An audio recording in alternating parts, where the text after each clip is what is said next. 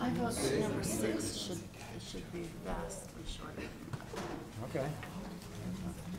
I think so. I'm happy to have that.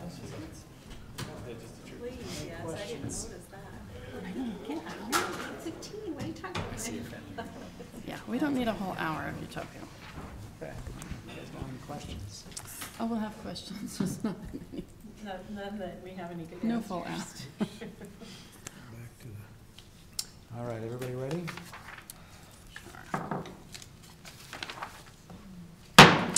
Centerville City Council is now in session. We thank you for joining us tonight here, or if we have anyone online, we appreciate them joining as well. We've just finished an exciting work session where we reviewed our fiscal year 2017 audit and went through all sorts of great accounting information. We'll note for the record that we have all members of the City Council present. We'll start with the Pledge of Allegiance, which I will lead, after which we'll ask Councilman Fillmore to provide a prayer or a thought. I pledge allegiance to the flag of the United States of America and to the republic for which it stands, one nation under God, indivisible, with liberty and justice for all.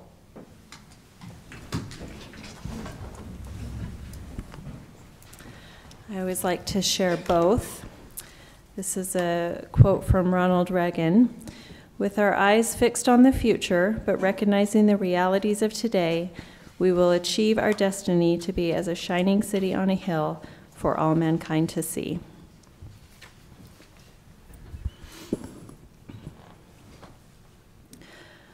Our most gracious Father in heaven, we are grateful to be here this night to participate in this inspired process of self-government. And we're thankful for all those willing to take time and participate and be present to share their opinions with us and to do the day in, day out work and labor of helping the city run. We ask thee that thy spirit of wisdom and clarity and friendship and good judgment might be with us tonight. We ask thee that in this time of gratitude, our hearts might be full of thanksgiving and a remembrance of all the many blessings that we do enjoy. And we are thankful for all of those blessings. And we say these things in Jesus' name, amen. Amen. Thank you very much. Are we going to have the canvas before the open session? I guess we have on the... We got the open session and then the canvas, but if you want to reverse it, you could. Let's, I would vote we just, let's go for the canvas.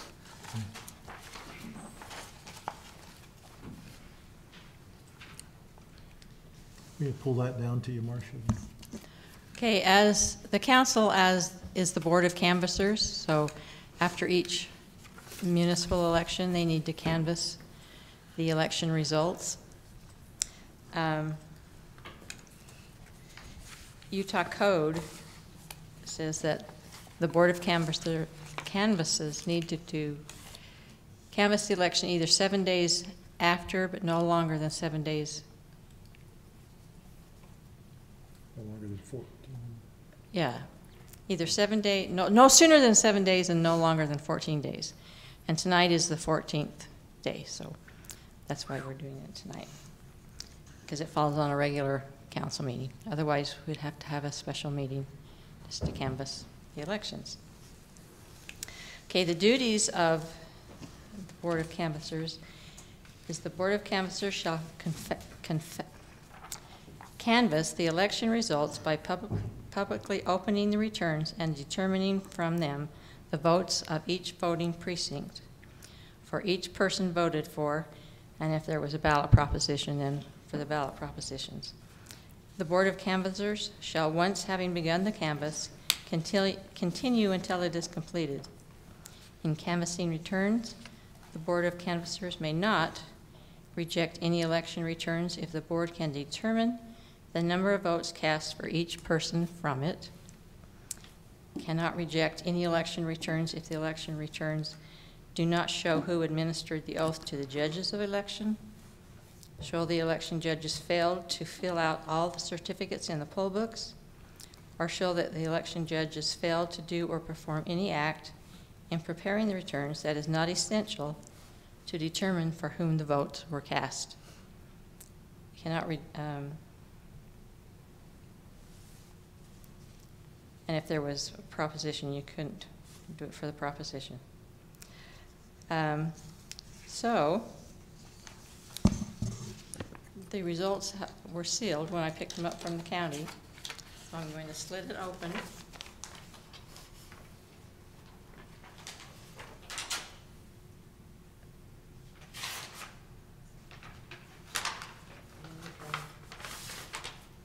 Pass out the results, and the poll books are. Oh, these are just for review. Okay, so would you like me to read these? Yes, you can, for the minutes. So we have 11, this election was done by mail, but there are 11 precincts. Shows 4321 votes out of 9252. So that's 46.7%.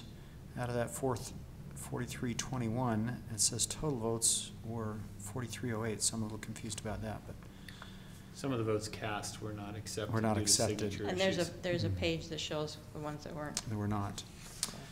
So it shows Clark Wilkinson winning with 2,497 votes for mayor, 1,811 for Randy Randall. I was just going to try to compare if this is the same that's posted on the county website or if it's any different. Maybe somebody else can pull that up if there's a difference, and that seems pretty close. For Centerville City Council, the same number of 46.7 turnout with total votes of 6172 because some people voted for both people like they were supposed to. For the record, Tammy Fillmore 31-36. Say that again, 30. 31-36. And Stephanie Ivy 30-36. And that tracks with what's posted. Is that what's posted? I don't see if this is a break. We don't necessarily have we have the per precinct information, but it doesn't necessarily have a percentage so that we could tell which precinct had the highest turnout. So we could give them a gold star. And then there's additional detailed information. Total ballots not counted. 82 ballots by mail were not counted and 1 provisional ballot not registered. Most of them were because the signatures did not match. There were also 23 of them who did not sign the ballot. And 1 was signed by somebody else. 2 were deceased, yet turned in a ballot. Whoa. What they do is, like a son or a daughter turns it in and writes deceased on the ballot, Oh, so when they count open the thing, so they it count shows it as deceased. a ballot turned in. So they but know, not- they can okay. take that off the ballot. So I it thought- isn't implying fraud. But dead people Right, are voting. right. Okay. I thought maybe we had a conspiracy on our Yeah, I hands. thought that was Chicago rules in play. And 8 turned them in late. 2 turned in empty envelopes. All of those, except for the 2 deceased, were contacted by the county. Oh, that's good. So Great. The county's working hard to try to get the records updated. yes. Okay, anyone like to review these before we?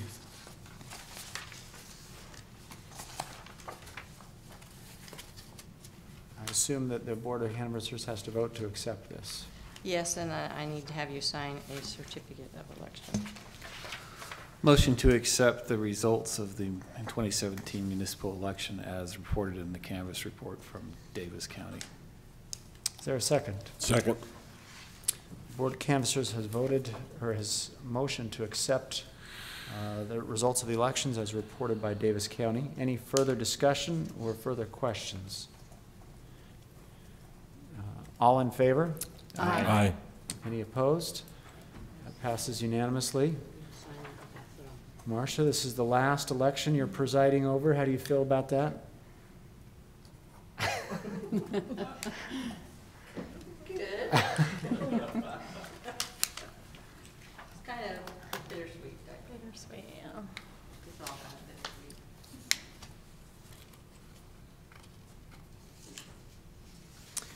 Well, thank you. The election process has certainly changed from when you started. I just wanted to thank you for going with the I'll vote by mail for my last election.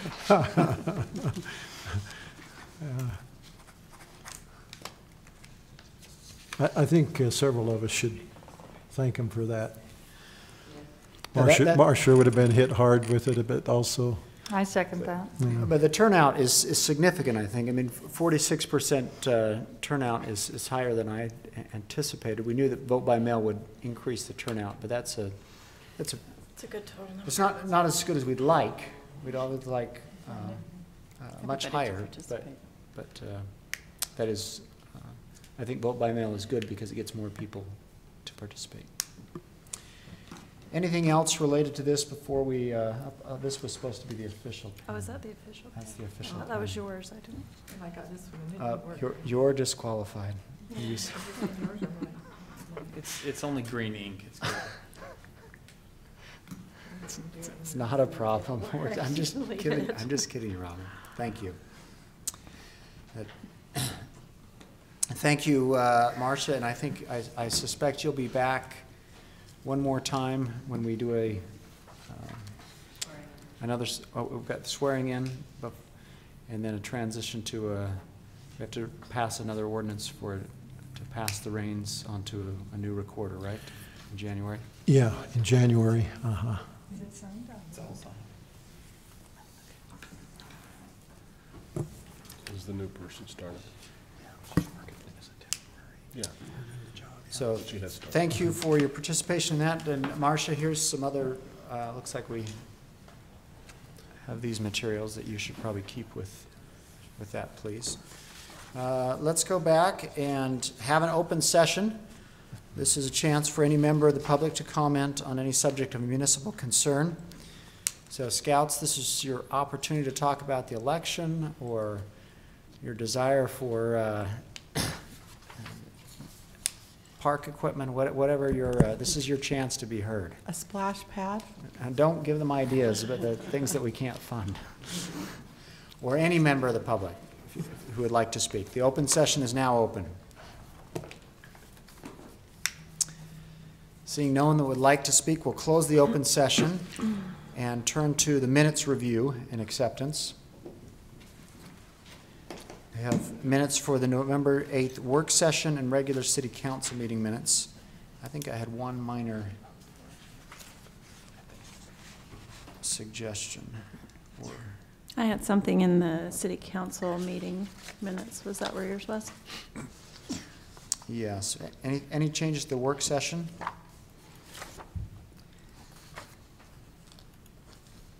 What's the comment you had, Tammy? I just wanted to be a little more complete. On page 8, line 49 to 51.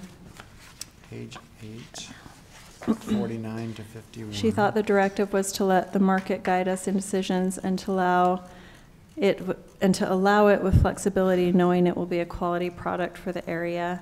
And I'll get this to you. I've written it out, Katie, but just after the word allow, I would like to change that to allow the market to do what it wants to do, but write ordinance that will require design standards to ensure a quality product that is both respectful to the surrounding neighborhoods and holistic for the entire block instead of hodgepodge.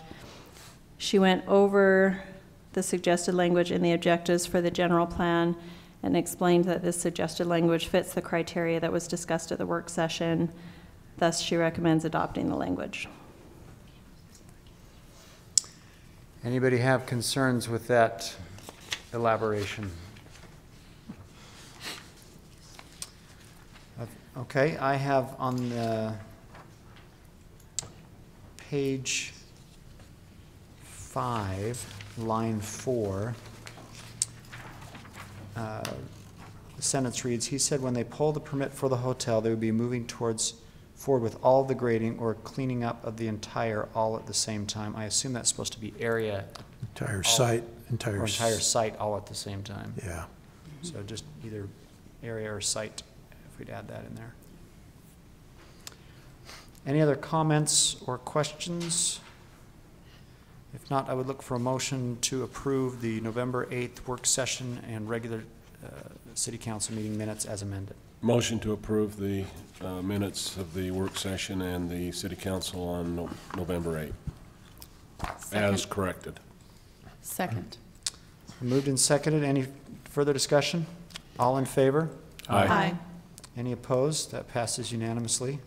Mayor, I would note that the minutes of the work session on the 15th were not ready in time to put in the packet, but you'll get them for next time. Right. We appreciate the fabulous job that Katie does on these minutes. It's a lot of Yes, we do. great work. And these were Marcia's, these last ones. She, it was very painful, let me put it that way, for her. Hadn't done it in a while, huh? Yeah, she's glad that that may be the last one of those she has to do. We have 3 items on the or 4 items on the summary action calendar. Interlocal with South Davis Metro Fire, warranty period for the Miles Manor subdivision, municipal code amendments around the city recorder and city treasurer, and acceptance of the easements. I've got the wrong agenda. I gave my accurate agenda to Marcia by mistake. Uh-oh. Oh, I passed it down. And for Symphony Homes. Any questions on these items on the summary action calendar? If not, I'd look for a motion to approve those 4 items. So moved? Second. Moved and seconded, we approve the 4 items on the summary action calendar. Any further discussion? All in favor? Aye. Any opposed? It passes unanimously. Next up, Corey, we're back talking about density gradation again. And we'll hear an update from Corey from the feedback that we had last time. And then because this was not, we did not have a public hearing previously on this 6 units per acre, I asked staff to notice the possibility of or notice that we would have a public hearing tonight. All right, thank you, Mayor, members of the council. Working with Lisa, she, in your proposed ordinance, recrafted what we think was the directive of the council. And so we'll go just quickly through that summary. As we recalled in our notes that you wanted us to draft the ordinance that took the RM density and moved it to a flat permitted use density of 6 units an acre. And so we have taken those elements that were part of the conditional use and moved them, either striking out the conditional use portion and making the permitted uses within the zone, capping the number of units allowed in that zone at 6. What we have not addressed, and we anticipated that there would at least be potential future consideration in discussing the general plans range where the gap between 6 and 8 occurs, and whether we would address that in the general plan or whether we would address that in some other avenue to look at that gap. But we did not prepare anything addressing that gap at this time. This is strictly just the RM amendments. So Lisa went back into the purpose zone and changed that to reflect the 6 units. There's a couple of minor changes in our discussion on trying to accomplish the style. I'll go over that in just a second. We maintained that single-family dwellings are allowed. They used to be conditional use. We're not sure exactly whether it's conditional, so we preserve that you pushed you to multifamily, so we make the single-family conditional. Usually you just include the lower categories as you move up, so we return single-family as allowable use. If you recall, Right behind the Desert Industries, there was a vacant lot area. They first thought of multifamily. They felt like they wanted to move to single family, and that's one where they had to jump through an extra process just to do single family. So in our minds, that's a good thing to move. Single family is a permitted use, but just beware that that's a change. We went back into the site development standards and changed the densities also there. Again, it caps the permitted use at 6 units and strikes out the 8 units per acre. We also, in your ordinance, go back into the uses and we pick permitted use styles, remove the conditional use. But what's important is to understand what we did with the development standards. And you'll see the note that's below is moving you. We've inserted from the old previous draft, we've taken all of the architectural design guidelines and have maintained those in your new proposal. So all of those architectural design standards are added. My view of it is in the conditional use process, we were using a lot of that, look at what's surrounding with the property and using that more negotiated process for design standards in the CUP process. And we're replacing that with the design standards. And we've tried to address in the design standards the past comments on HFOCA about widths of streets and so forth. And we've increased that size. Instead of going with the 24, I think you have to go to the 27 or the, 27 feet. Address the parking, the visitor parking, which we don't have, didn't originally have as the visitor parking. We were just using the CUP process to try to gain that. Talk about sidewalk systems and replacements. All other normal multifamily, the landscaping, the 60-40, the types of planting, 1 tree per unit is all in the landscaping ordinance under non-single family projects. So that's maintained from that aspect in an existing code. One thing we did is we reached into the, if you remember the tier system, where we had a very low single family duplex style for tier 1. You could move to the triplexes and 4plexes in the tier 2, and then you could move to the 12plexes in the parking lot style of the tier 3. Since we're not going to the higher style, we reached into the tier 2 language and added it over into the standards. And so in addition to doing multifamily, it's limited to the format. So the last paragraph is taking the tier 2. Corey, do you want me to get to the right section, what you're talking about? Yeah, it's the very last of the red lines. Right there. Okay. So we've taken that area. That used to be in the tier 2 rather than the development standards, and we've created it to reflect the RM layout type. So the development style limitations just for the RM zone. And if you recall, the development standards apply to the RM and the RH. So we're increasing that expectations that if there's ever an RH project, it would have to follow these standards. But for the RM, we've added that the development style is limited to the single-family dwellings, the twin homes, the duplexes, townhomes in a triplex, 4plex, and 6plex format. So now really what we're saying is whether you do a public street or a private street with the new standards, your townhome style is the expected, not the parking lot carport style. Since it's a medium zone, we're anticipating that lowering the density also means that we want to address the style.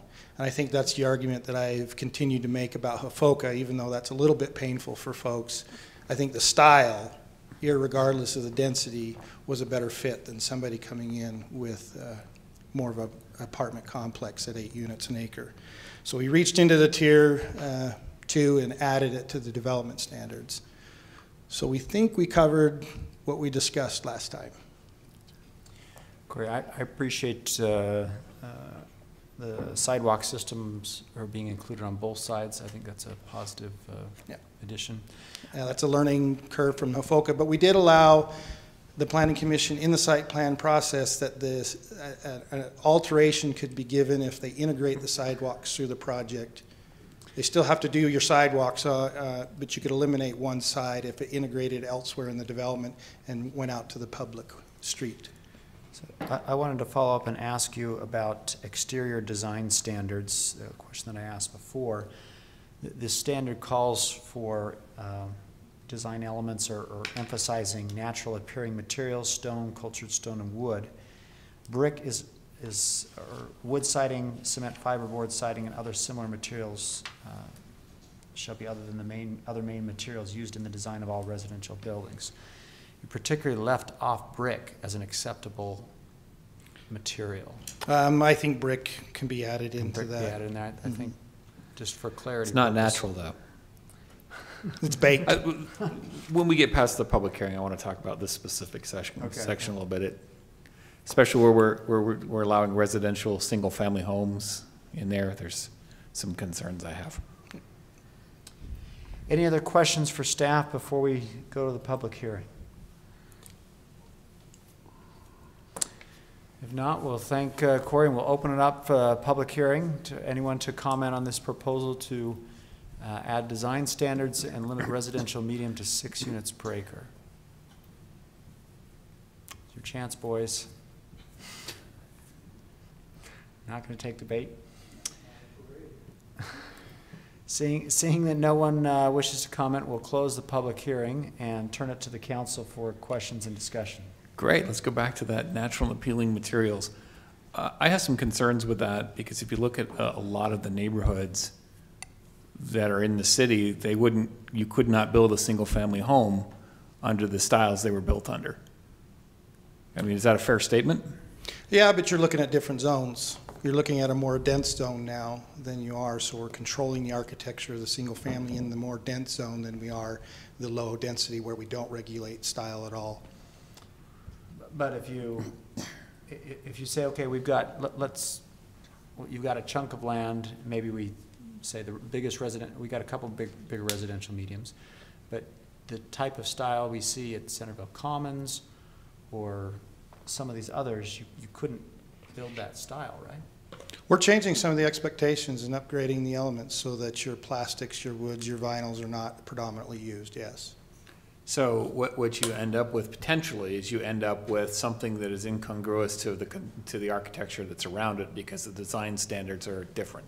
Well, you're in a different zone. Well, I recognize that, but you've got the surrounding properties. So the example is you got into Woods Park, which was a bonus density, and regulated the materials on the Woods Park, including the rear elevations, because it is a denser project, had an inward-facing planned, and so the materials were increased in the relationship to the surrounding to get a higher, hopefully, designed product. If you just leave single family, if you don't put it in there and exempt single family, you still can get 6 units an acre, but you have no idea how that relates to the rest of the surrounding development. And what we're saying is most of your single family in a fairly priced area puts a lot of effort into it. It's the higher densities and the multifamilies that has a tendency to make it up in the materials. And what we're trying to do is, even if you're doing single family, make sure you bump up the materials. So would Woods Park meet this criteria? And Silver Oaks on Chestnut? I don't remember all their materials, but most of it, because we tried to stay away from the predominant stucco and that, and they had to do some clapboard siding and trims around the window, if I recall right. I see your concern, but I do feel good about the protection and the increased standards for quality, because my greatest concern with multifamily housing isn't the bigger projects, but the duplexes, triplexes, fourplexes, where you get, it's affordable enough for a single owner to build that and then just pocket all of the income, rental income for retirement savings or whatever. And these buildings often get neglected and not updated. And so you really, to have the expectation to start out with really strong quality materials, I think helps negate that effect that often happens. An example that you saw in a preliminary idea is Brighton single family at 8 units an acre. That's where you want to have design controls even in the single family. Yeah, you want to have to up that quality. And because we're taking away the conditional use control, it needs to just be written in the ordinance. But I do agree with the point. The materials listed, are you comfortable with that expectation? And that's what you have to decide, whether you're comfortable with that expectation. So going back to Paul's first question, or the mayor's first question, did you intentionally exclude brick, or was that an oversight? Just trying to write an ordinance. Oversight, is that what you're saying? It was an Oversight. Yeah, I didn't, in my mind, writing it, didn't specifically think, oh, no way, we can't have brick. Yeah, I would like to see brick put back in there. And stucco, well, I don't know if there's a difference between synthetic stucco and stucco. There is. Synthetic stucco is a better product than the original stucco, but they're still finding for duration duration to the material, it's a weak material and cracks, and then you get all of the penetration into the siding of the moisture. So even the synthetic stucco has a problem for long-term duration. So substantial or prominent use of synthetic stucco. How would you interpret that? You're going to be 20%. 20%, it's written in there. It's written in there, 20% of use of those materials for the That's not entire very exterior. much. Of the structure exterior, so you're counting roof line as part of that? Is that part of the exterior? It's all part of the exterior. That's not much. That's very, very little, actually. Yeah. It's a high standard, yeah. Most homes wouldn't. So he asked about the roof. Are you saying the roof area is also part of that? Well, it's your eave area. So what about the eave areas that are, at least in the vintage of my home, are done in metal siding? This eliminates the metal siding because the metal siding for a multifamily project is easily damaged and goes unrepaired. So in my mind, you're trying to compare a home to a multifamily product zone. And I'm okay if you just want to say except for single family. I think you can say that. But I think you're making a mistake if you say except for single family, because now you're leaving up to the builder in a higher density product that's located in adjacent to single family, and you're leaving them a lot of open to do what they want to do with exterior materials. And I think when you're dealing with a higher density zone, you don't know whether everybody's going for the single family. And if they do go for the single family, this is on small lots.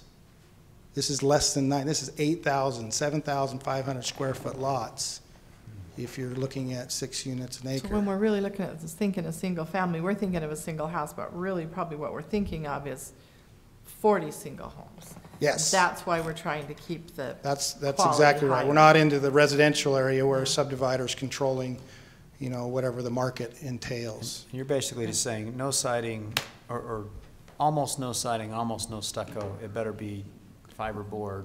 We're dictating a design style that matches current trends in architecture is effectively what we're doing. But the argument that I would have is that if we're really trying to encourage the development of a project and we give no flexibility in the materials, I mean, if market really dictates what you're doing, then would they really build a cheap product?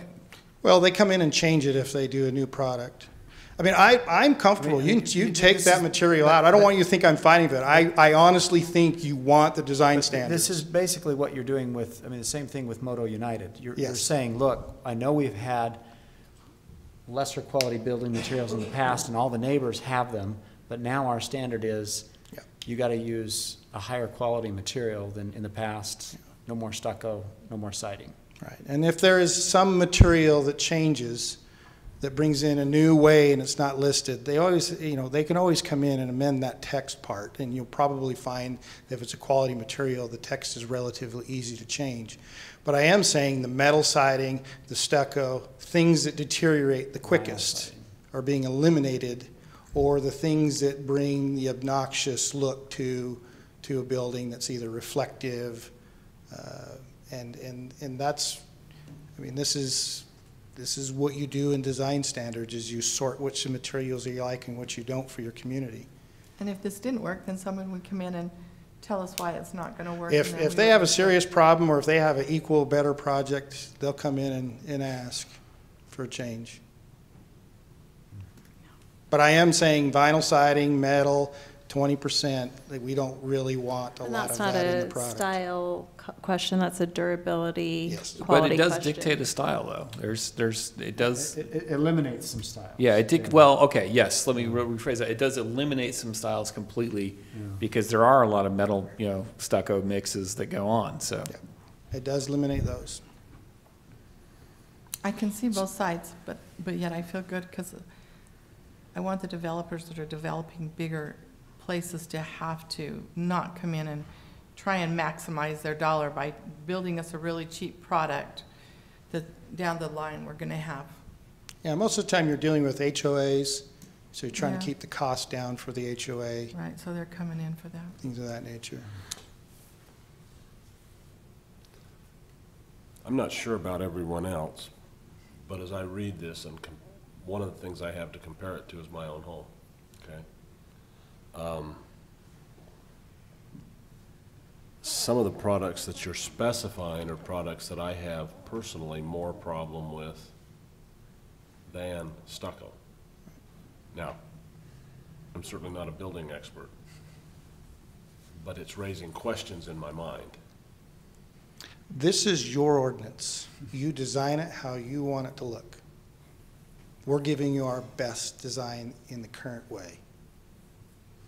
But if you like some of the products that's eliminated, throw them back in there. I mean, I'm not trying to convince you, but I'm thinking about durability, HOA products, density's low.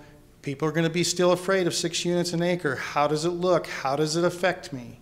Those are still concerns. So comparing it to your own home is looking at it as if you were on a lot, and people generally do not regulate homes, but your developer will.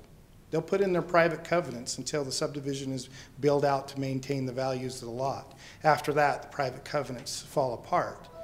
But this is not in a single-family area. This is in a multi-family development that will create much more angst and opposition when it comes before, and we're trying to say, this is what we want, and this is not what we want, so it's clear. Normally, you would allow more density and then upgrade the building materials. We're allowing less density and upgrading the building materials, saying, hey, these better be really good projects. But actually, we are upgrading because we're going from 4 permitted to 6 permitted. It's a matter of perspective. What way to put it? So it sounds like there's consensus to add brick in. Are there any specific, anything else specific in here we want to discuss? Sounds like there might be some materials you want to add back or change the percentages of the use of. It's always the things that you don't know that get you, and so because of the questions that I have, I'm wondering what other options are there that you haven't specified that we ought to be thinking about? That's the question that I'm searching for you to find that golden nugget Well, and that you missed. I've worked with ordinances for a lot of years, and it's a living, breathing document. And his point is, if someone wants to build a quality product with a material that's not listed here, they come in and they go through the process and ask for the change. So sometimes you just have to, I think in all situations when we pass an ordinance, we have to assume it's not written perfectly. There is no way to take an ordinance and cover all your bases. It's Yeah. always will be fluid. We're coming back to you with another change that somebody's come up with. And that's the process. Look at that change and see if it's one we want to accept. Won't be to the RM, it's to Hillside again. No one will be able, would accuse us of being too lenient in this zone. Never accuse the community development to be very lenient. No, I don't get those complaints. I get a few at the opposite, but never that complaint. So council, what would you like to do? Would you like to discuss this more, or move forward with the addition of brick, or make any changes? My concern was, well, I have a couple of concerns. Assuming that this is the council's directive. And so assuming that the council's going to approve, my concern is that I didn't feel very comfortable with taking away the conditional use. As I said in the last meeting, I feel like that's an extra layer of protection and control to have the developer go through the process and understand the pressures and the demands for quality. But I do feel that the way that the design standards are written and that they're included in as part of a requirement for this permitted use makes me feel more comfortable. My other concern is, and this is the reason I'll be voting no, not because I don't like this ordinance as it's written. I do. I think it's really appropriate to have different levels of RM and that this is an RM1. But I don't feel comfortable approving it at this time without answering the question of RM2. In my opinion, this is kind of an irresponsible change because it leaves a gaping hole in our ordinance and something that doesn't make sense. And there are really essential questions that we're leaving unanswered. So I'd feel more comfortable tackling it all at once, and that's my only argument against it right now. Well, I'm confused because you told us that these are living, breathing document and you should have something in place. So you're saying we shouldn't pass this because we should tackle it all at once? Because I was comfortable with the conditional use process up to 8, and then we had a process for the entire range. And right now, we're doing half of it, but leaving just a blank. So what I said is we should accept ordinance that's imperfect, but to me, this is a half attempt. So it's more than imperfect, it's just incomplete. I think someone could also have the perspective that these design standards are more rigorous than the conditional use That's what I was process. going to say. I think we're protecting ourselves because I think the conditional use process changed from the time it was put in until now, because when it was first put in, whether we were right or wrong, the councils were using it to say yes and no, and now we've been taught that we can't say it. So we need something that's comfortable. I agree, and I like the standards he wrote, and I like the tiering that he wrote because it took the whole existing range that we had and dealt with the entire existing range that we have. So it's not, like I said, I like the ordinance as it's written. I just don't feel comfortable with stopping at 6 and not answering the rest of the questions. So your objection is that it does not allow 8? Right. Okay. So, and we could always even bring our residential high and put 8 up into that. So there's You other can do it in options. residential high, yeah. Which I also It goes feel up very to uncomfortable 12. with because it's a lot of the angst in the community is the language. And anytime we say high, there's going to be more angst, even though now the numbers are what medium was before. Right. So So- I like this, and I like the protection. I think Corey's really tried to protect us with taking the conditional use off. I think he's gone in and tried to protect us with the, be interesting to see how it goes and see if we get people in that, whether these design standards will hold or not. So would you like to make a motion? Before she does, can I ask a question? Provision C, dealing with landscaping. Oh, you left. Dealing with landscaping and open space, okay? An acre is about 44,000 square feet, so 6 gives you about 7,300 square feet on a property, okay? You mentioned quickly the 60-40 ratio. Right. Tell me again, 60%, Impervious, 40% pervious, or 40% open space. okay. So what that says is now, 7,300, that includes the gross acre, that's gross acreage, right? It's your, yeah. It's your share of the gross acreage, which means it takes away your street space and sidewalk and all that kind of stuff. So the 7,300 actually is going to become 6,500, more or No, less? that's all in your impervious coverage. So that 60% is covering your roads, your sidewalks, and so I forth. think he's talking about the size of the lot, aren't you asking? Yeah, I'm about talking the- about the side. What I'm trying to get to is. The size of the lots generally won't be a lot. They'll end up converting them to PUDs, planned unit developments, and then they just sell the pad space with the unit. That's 99% of what a multifamily project will do, Even in a 6. even in a 6. You won't divide it up into individual lots. You won't find a duplex on a lot and then another lot built and a duplex generally. they'll generally go to the triplex, fourplex, sixplex formats, make it into a townhome, and plat the building in a pad. And then everything else is run by the HOA in some fashion. They might include some land in the PUD in the backyard for your patio and everything like the FOCA has done, but you won't find every one on its individual lot other than a pad site. So where I was trying to get, are we, with the 60/40, are we placing an unreasonable burden on people with regard to what'd you call it?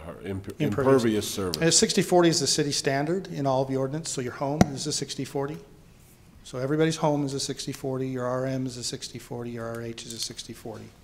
The only place that changes, now you bump up to the commercial and it goes to 85/15 on this side and goes to 90/10 on the west side. So this hasn't changed, this It is hasn't staying the changed the same? 60/40 Yeah. standard.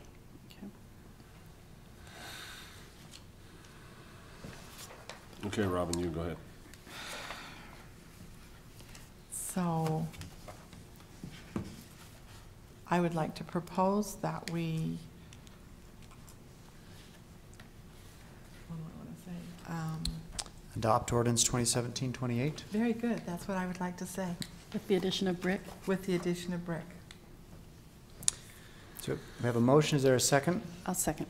It's moved and second that we adopt ordinance 2017-28,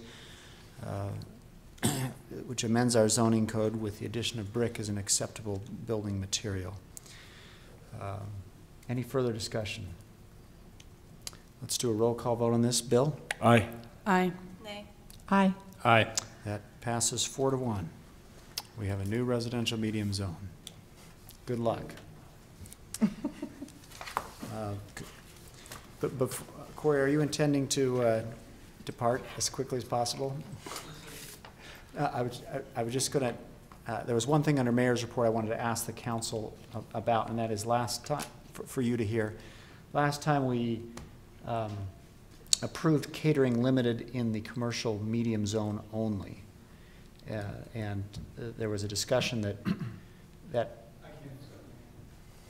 assuming you're talking about other areas? yes, that I would like, Planning Commission's already given that directive, so it's being scheduled for their December 13th. great. I Agenda. assume the council's okay with that, to look at it in other zones outside of commercial medium? Planning Commission already made that Already decision. made that? Okay. So But if you want to support them, that's okay.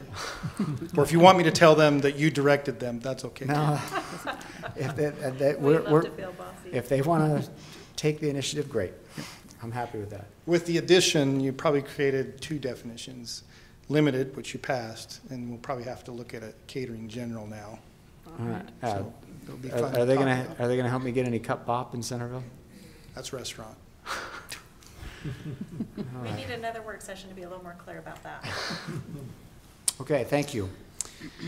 Next up on our agenda, we have an exciting topic. John Higginson has come to report on the Wasatch Integrated Waste District.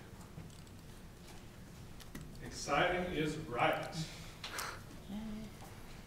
Nothing more exciting than garbage. Right? It's integrated waste stream. Nothing Okay. much more universal, I'll say that. Did you know the average Utahn produces almost 5 pounds of garbage per day? Anyway, just a random factoid We're for above you. average in Centerville. Yes, we are. Yes, we are. In everything, probably. Anyway, good to be here. Good to see you all. I'll be going to a $5 movie later, and you'll still be here.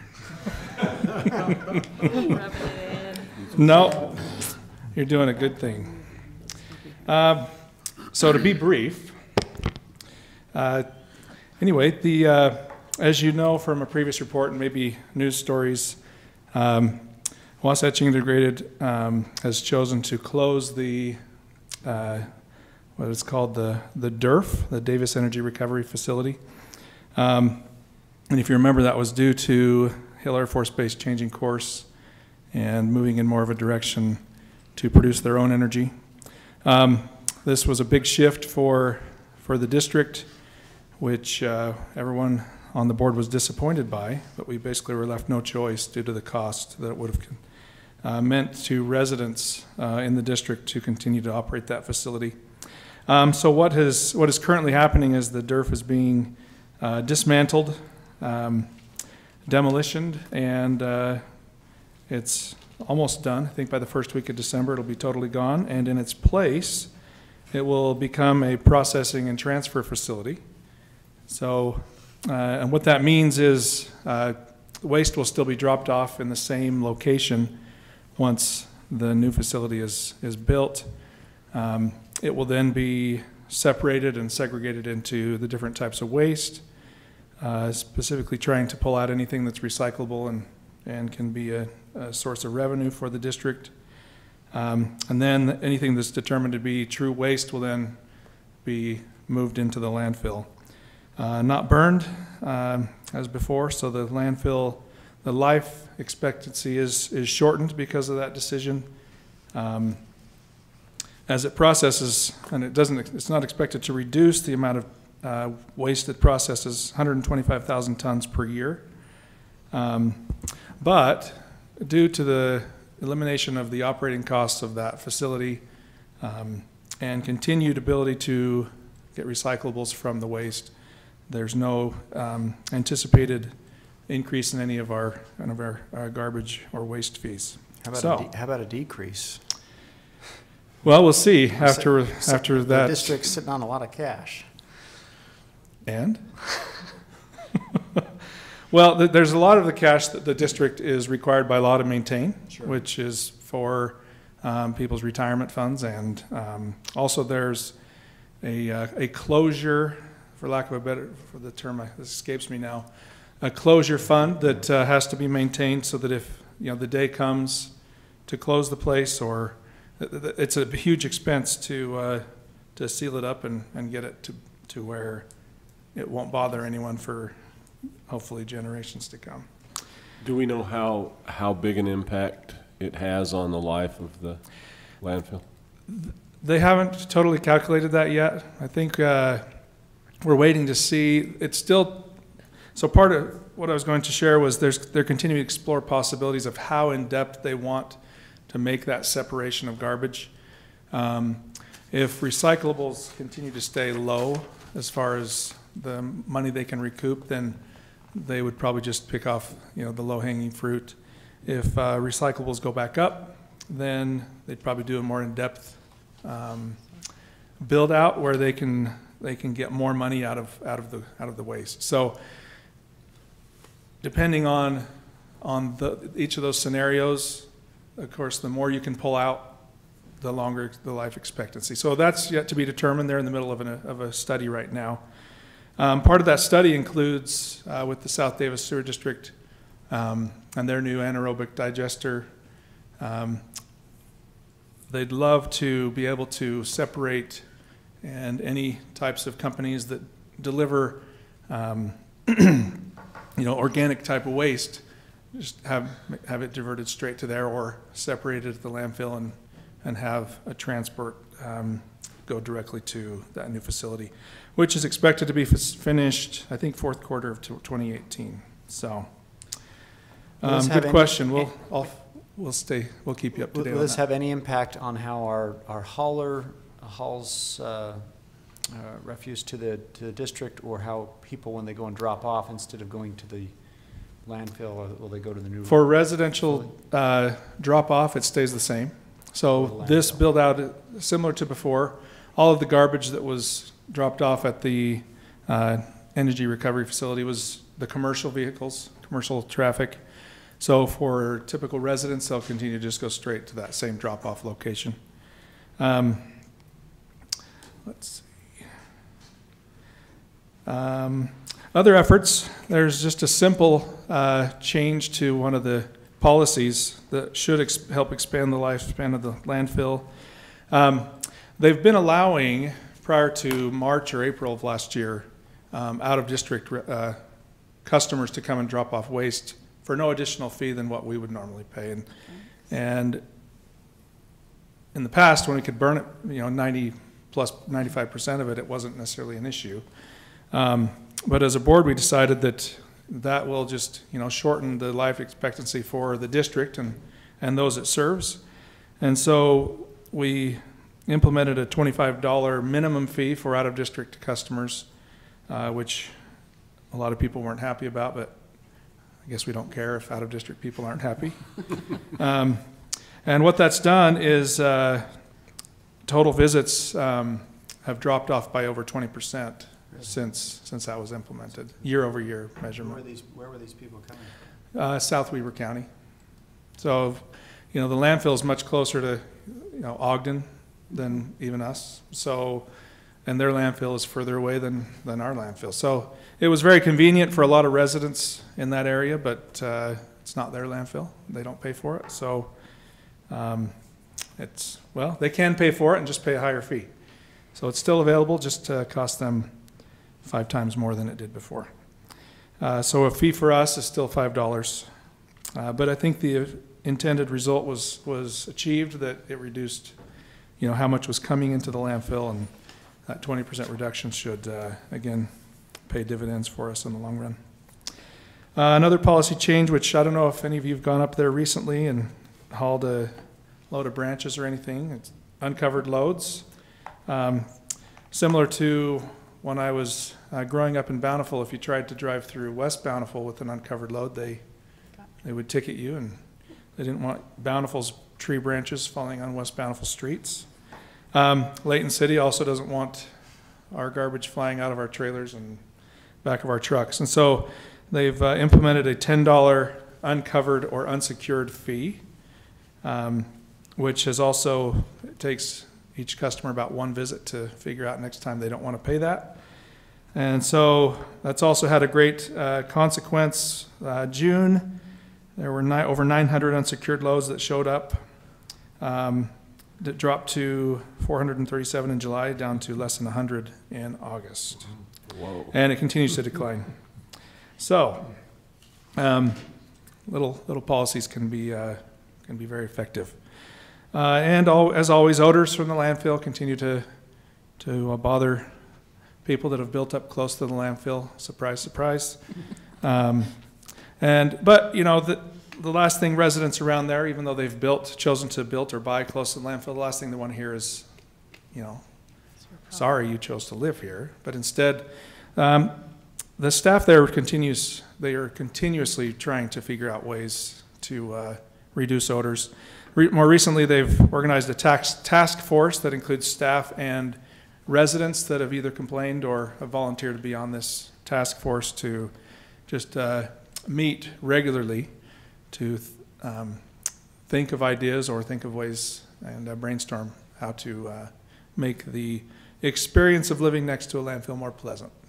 So anyway, that's all I was prepared to share, and if there's questions, I've got till 9 o'clock. I do have two other questions, if I may. Yes, Bill? Any chance that you're going to do something, or they're going to do something, we're going to do something with glass? There continues to be a strong desire on the part of citizens to have something happen with glass. Glass, not in the near term. Glass, it's a huge problem for the district to have to try and handle, and there's very little payback for the district to deal with it. I think if the residents of the district, voice their desire up through their committee member, and the board decided there was enough interest from the district that they'd reversed course, I think that would happen. Up till this point, there hasn't been enough interest to try and find ways to alleviate the cost it is to try and handle glass. Okay, well, while I don't represent the council in this statement, I think that's something they should think about, if you wouldn't mind passing that along. Sure. Yeah, and it's come up before, and it just, it's open for conversation, and then I think it is just decided again by the board to just, table it until there's more of an interest. But definitely I can bring that up, and we'll discuss it again. Certainly a challenge, and I think our recycler would tell us it's just so hard to separate the glass from other elements of the stream. You dump something and then all the glass shatters and really Well, hard to separate. but right? other countries deal with it in terms do. of having centralized pickup. They even do it by glass color. So you'll have a dumpster that's partitioned into 3 different colors of glass. So if there is something that's a centralized pickup, even as a start point, that's something. If, for example, each city had a dumpster for glass, it would pull maybe 50, 75% of the glass out of what they're having to deal with from our current process. It's possible. It's just another expense that would potentially trickle down to residents to pay for. So just depends on the interest. I think, some countries, especially Europe, they definitely do have that, but there's a cost to it, and residents have expressed interest in their local government doing that for them. And some residents not necessarily wanting it and still being imposed on them, but definitely I'll bring it up again. And there's always new technologies that potentially could assist in separation, and maybe there's something out there that we could relook at. The other question I was going to ask is, can you give us a brief update on the status of paper? We were kind of told the better part of a year ago that most of these school dumpster projects were going to disappear because there just was no value in the paper, but they're still around. So has that reversed course, or? The school dumpsters are separate from the district. They are considered a revenue stream for the schools. And I haven't heard anything of those disappearing. I think they'll stay because there still is at least some money. It's free to the schools to have that dumpster sit there.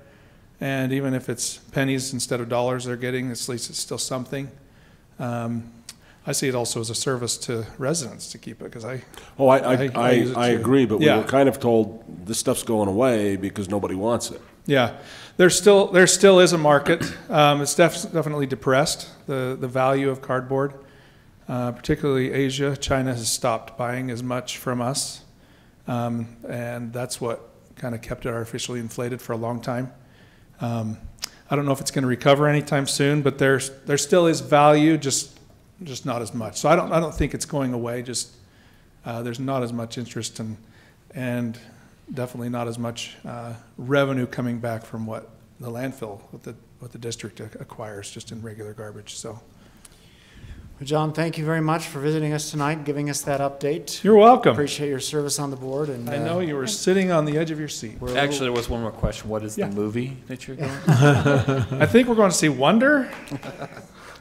My wife is excited. Yeah. So hey, can't beat $5.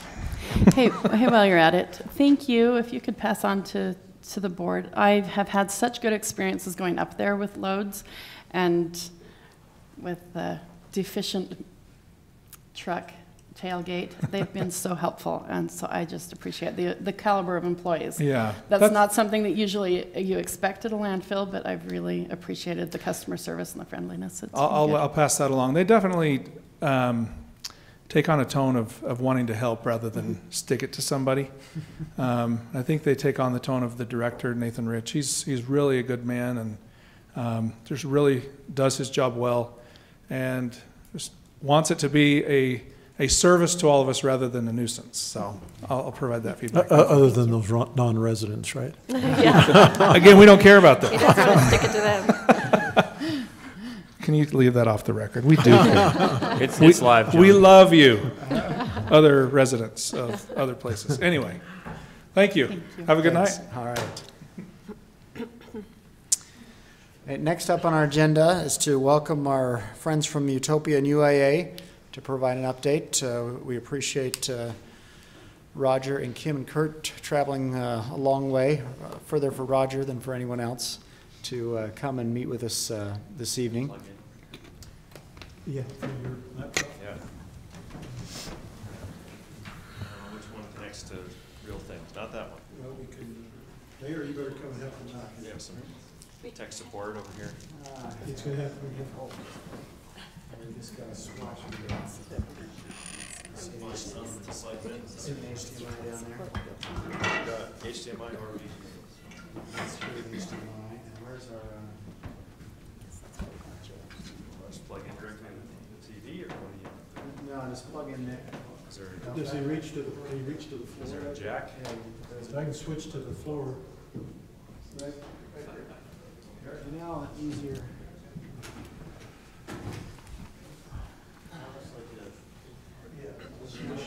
I'll switch this to the floor. Just stay here.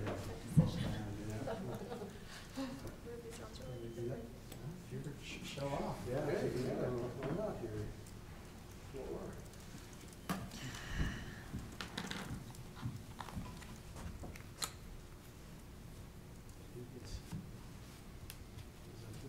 Great.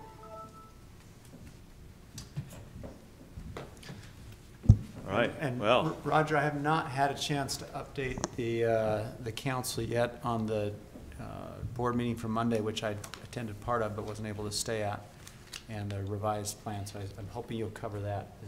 you missed all the fun stuff. No, I'm just kidding. It was a pretty low-key meeting, done. but I'll give you an update on that. Okay. All right. Okay, we're on screen. So, And Roger, if you need to point to something, there's a high-tech pointer. no, the high-tech pointer. Yeah. All right, fantastic. So anyways, we were here in April. That was the last time we gave you an update. And so try to hit a few points of things that have changed since that, or at least so you can see the direction things have been going, the progress that's been made. In that meeting, I think we had some pretty good news. You know, we had been growing the network, growing our revenues. That has continued and even accelerated some. So I'll share some of that, and then any other questions that you have, but we'll just kind of jump into the update. And if you have any really hard questions or criticisms for us, I could just refer over to Kim and Kurt for that. I'm just kidding. So anyways, you know what Utopia is, so I'll skip over a little bit of this, but obviously this is it's a group effort, right? And we have a lot of different interests from different cities. Generally, we are moving forward collectively as a group of cities to get this thing built out. And so these are your partners, obviously, in that. From a timeline perspective, we keep adding more years to this thing, right? So this thing's been going on for a while. I kind of separated things into two phases in this timeline where things didn't go so well in this section, right? This section from 2004 to 2009, it incurred a lot of debt, and built a lot of network, built a lot of infrastructure that was important, but didn't have the customers and the revenues to sustain the system. And so there was an operational shortfall. There was no debt coverage. I mean, it was really in a tough spot. This is about the time when it was decided, to either shut this thing down or move forward, and that's when UIA was created. And there was more debt taken on, but we had demonstrated a few networks that we could build that actually made money and covered their debt.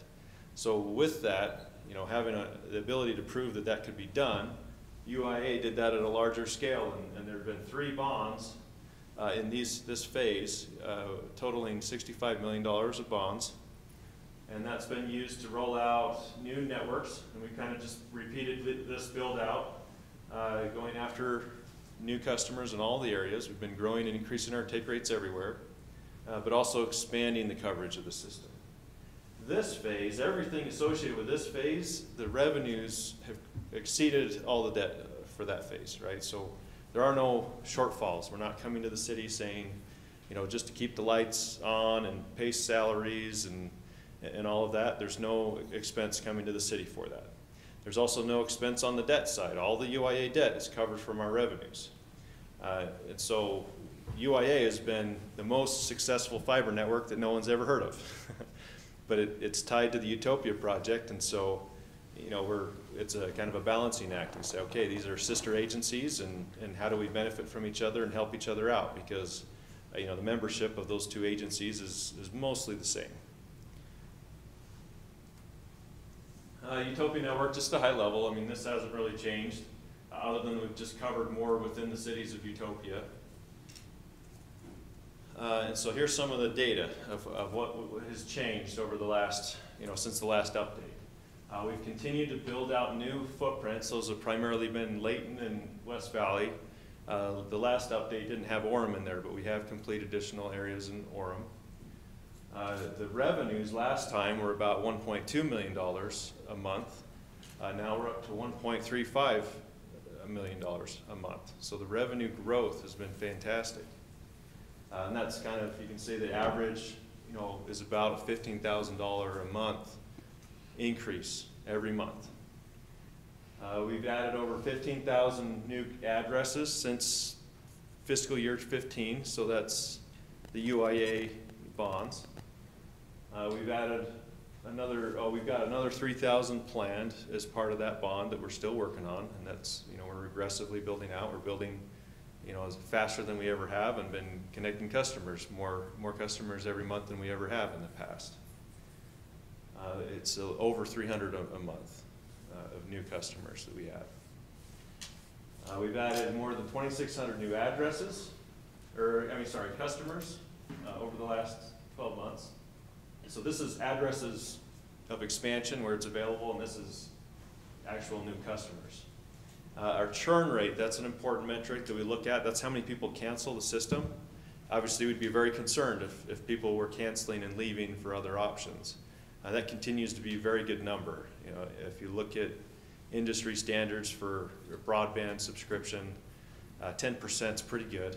It's pretty average. You're going to have some people move and different changes that cause people to cancel. And we're below 5%, about 4.1 or something. Is that about where we're at? It's a very good churn number.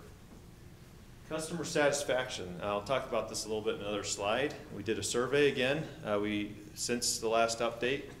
And so we'll share some of the results of those, generally and specific to Centerville. This is the chart that shows that revenue. So this was April, and so we've continued to grow the revenues. You know, Utopia is this blue line, and that remains flat. Basically, there's been some growth. As UIA grows, it pays an IRU fee to Utopia for the use of the core system. As UIA grows and, you know, adds things, you're members of both Utopia and UIA, so it's mutually beneficial to, you know, the UIA part of Centerville and the Utopia part of Centerville, or the memberships. So as UIA grows, there is some benefit to Utopia, but most of that upside is just in revenue growth on the UIA side. And that's where you can see it's coming up around the it's beyond 1.3 million, about 1.35 million was where we're at. Let's see, we continue to do upgrades, and so, you know, when this whole thing started, the best connection a resident could get was 100 megabits. So it's a 1 gigabit connection now as a standard installation. We'll shortly be launching a more than 1 gigabit offering for residential homes, but we're not going to say what that number is, because then that would be letting it out of the bag. So, but the system is capable of more than 1 gig. It's capable of actually 100 gigabits for businesses. And so we do have a top-notch system. I mean, you look at the timeline on this thing and say, this thing was built in 2002. Is this thing still, or it started back then, really the construction was 2004 that it started. Is this thing modern? Is it up to date? And it's been continually refreshed and updated over time. In fact, we're really on the 3rd generation of Utopia, where the entire core has been replaced and is on that 3rd version. So it's capable of all the latest and greatest services, and it's a very modern system. Yeah, anyone who has older equipment in their house, that's the only place we haven't replaced every single thing out there, but anyone can call us and get that replaced if they want to upgrade to 250 meg or gigabit. We have a lease that's a 1-year option. You know, there was a 2-year option for a while. The 1-year option has allowed more people to sign up if they're renting properties. We haven't seen a big difference in churn. People are keeping it.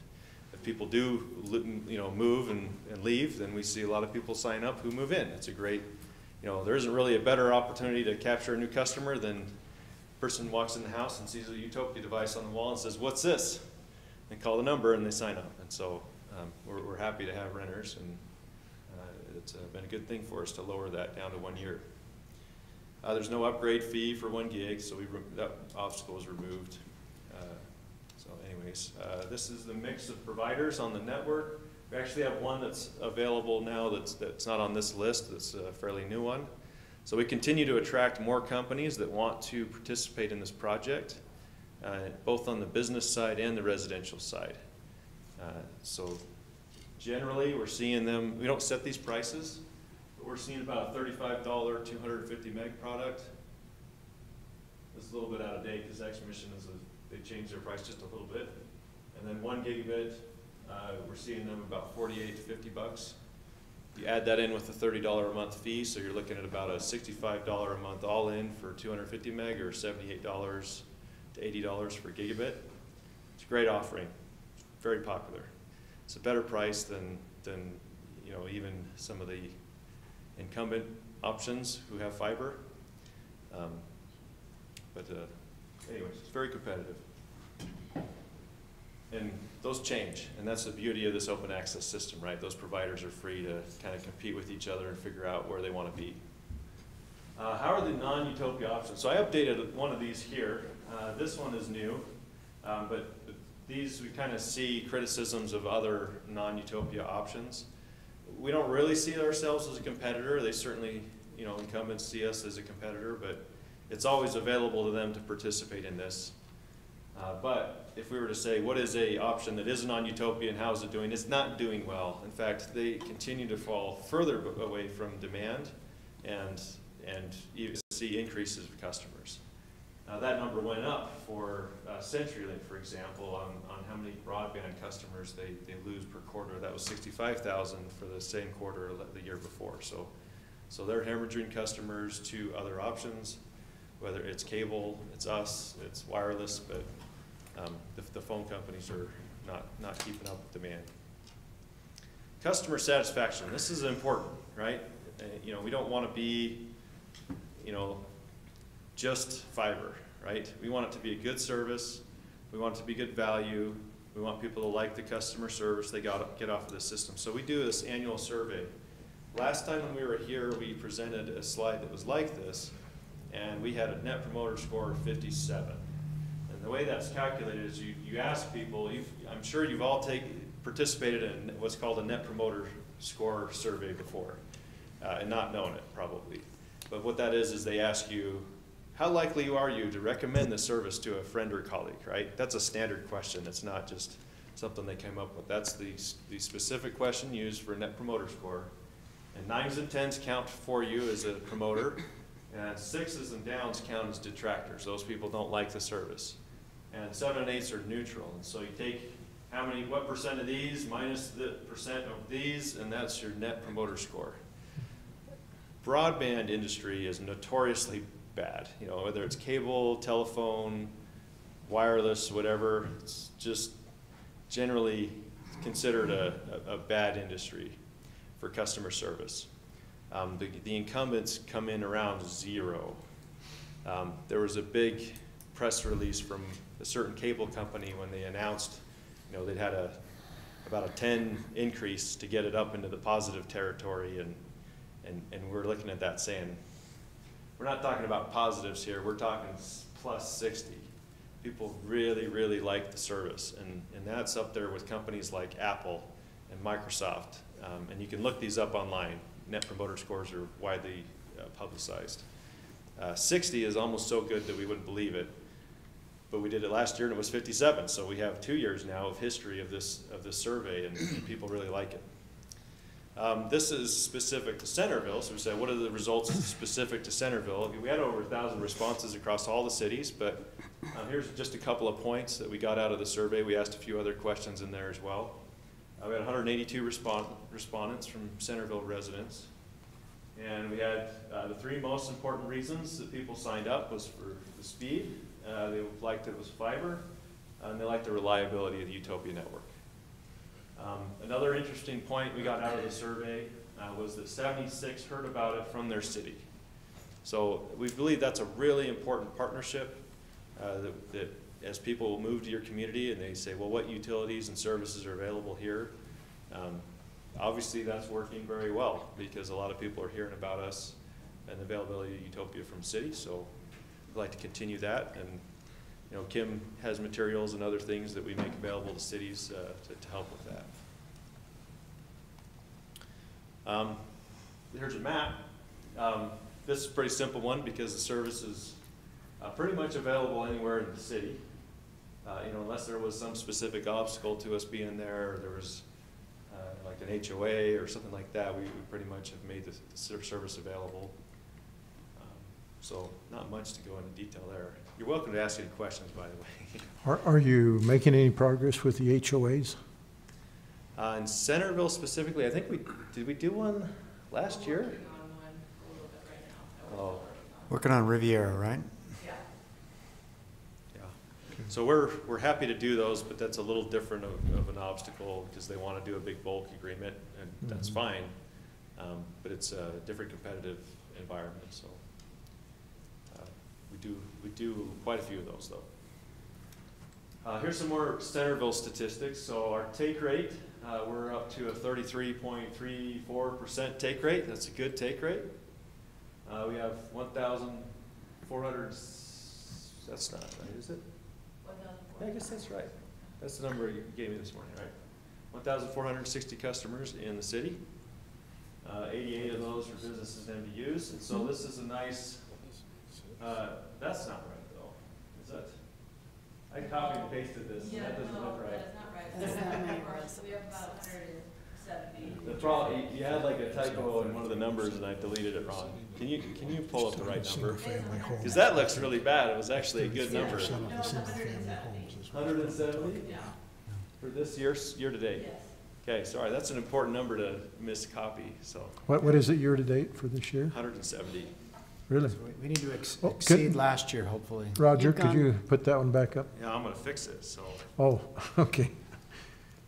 Just a clarification, So Kim, when you say current residential subscribers, 1,460, and that's 33%, I'm assuming that means single-family homes, and that all your multifamily is taken out of those numbers, isn't it? or eligible multifamily. Yeah.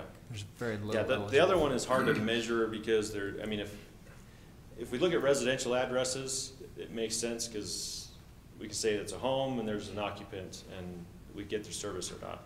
When we look at like county parcel data, there could be an address that's a piece of dirt, and yet it's like, well, that doesn't really make sense to count that as a non-subscriber. There's not even a potential subscriber Right, there. right. So the take rates that we look at from an overall parcel perspective are generally lower, but not really reflective of any level of success. So when we report take rates and success, we usually like to focus on the residential number. And that's what this I one guess is. the problem I have with that number is we've got, I think, more than 4,300 single-family homes. No, I think that's in the ballpark, yeah, of the single-family homes. 4,500 water meters, but a lot of those might be like in Pheasant Brook, or we have a surprising number of HOAs where Utopia is But not some of those aren't serviceable addresses right Yeah, now. so they're not counting This is against the based on denominator. Okay, yeah. properties that are classified as single-family homes. Roger? Residential. I correct you. My number for total customer base in Centerville is 1,639. All right. Right, okay. That sounds. You know what? You might not have, Was I using April's numbers? you might have been using last. I thought I got this all updated. All right. So can I ask you and Kim, some of these numbers suggest that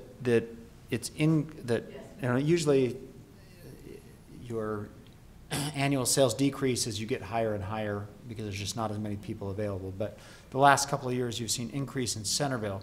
Are you seeing this in other communities as well? Absolutely. So even in our oldest communities, we are seeing. Can you come up to the mic because there are people who are probably listening? We have a vast internet audience. There's at least one besides me, so. Definitely. We are seeing a lot of growth in all of our existing markets. I am not seeing throughout the network where we're not seeing growth at this moment. Rural cities or?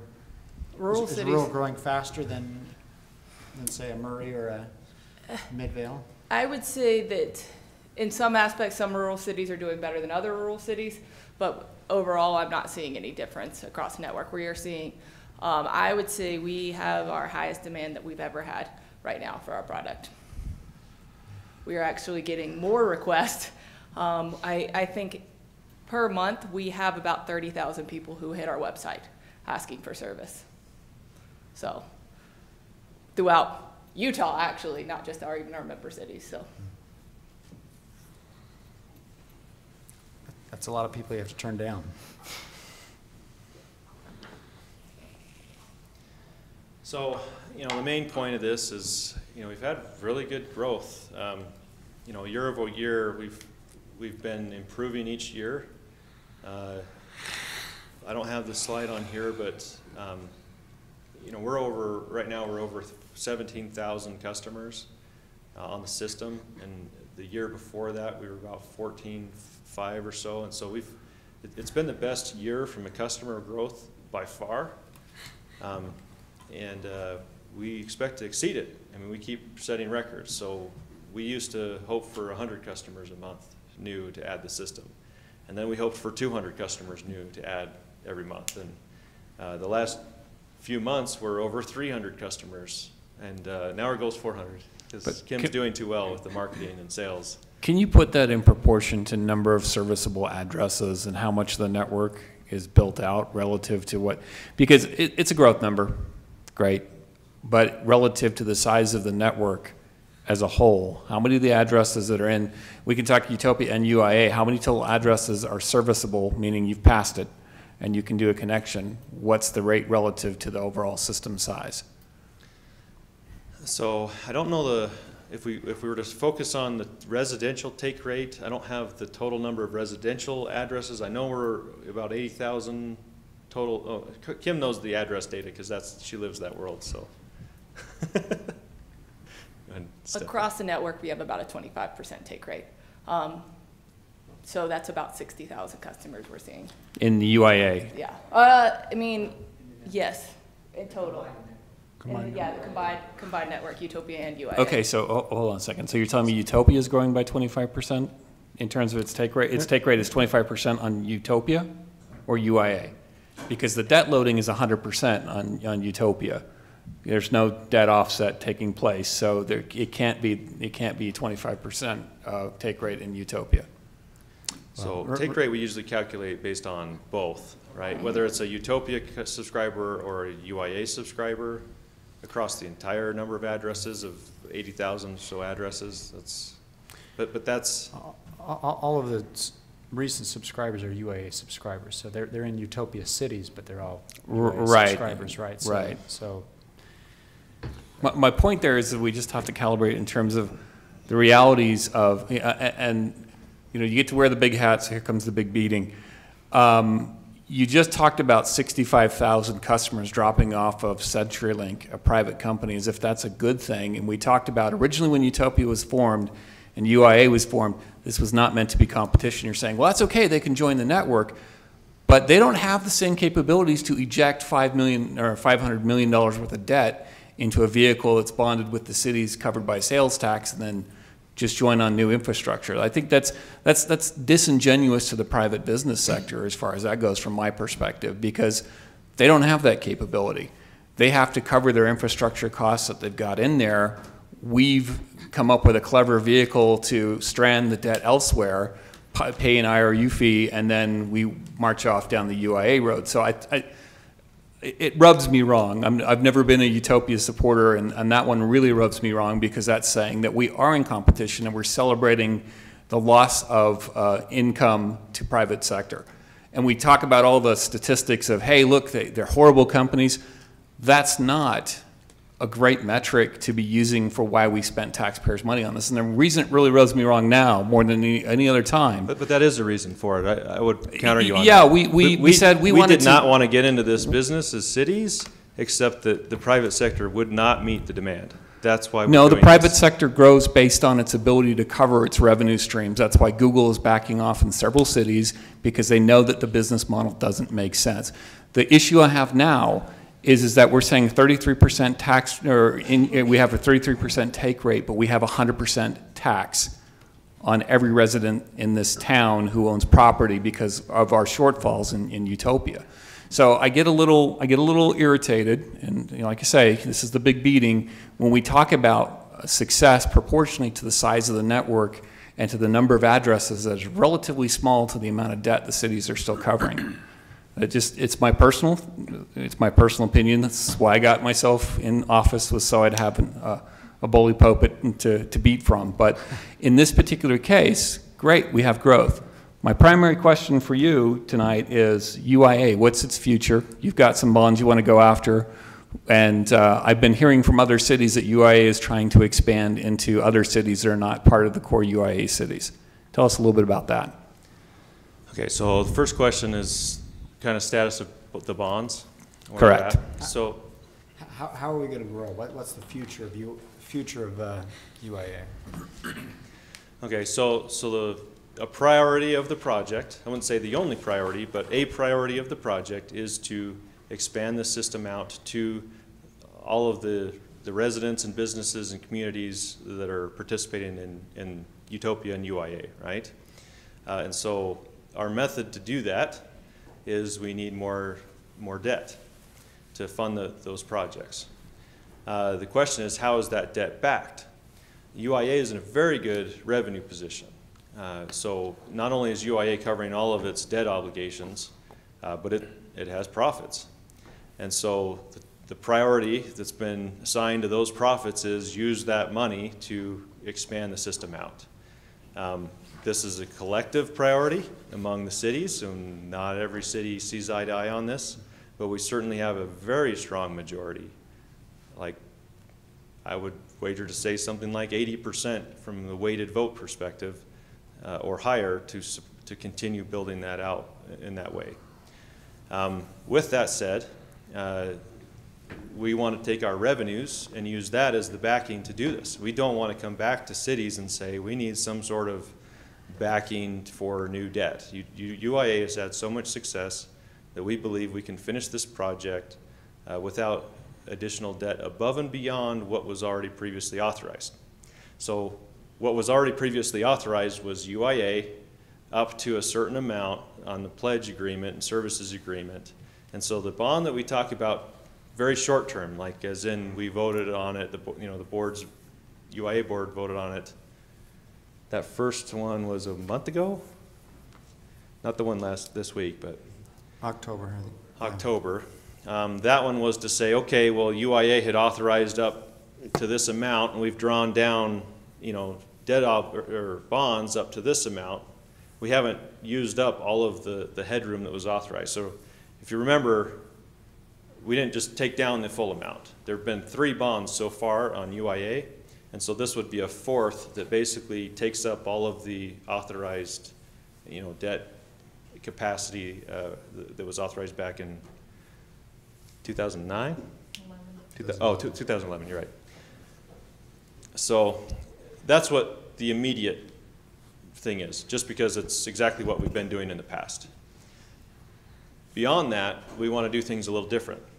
So as we voted on it, the vote in October was not to just do that incremental.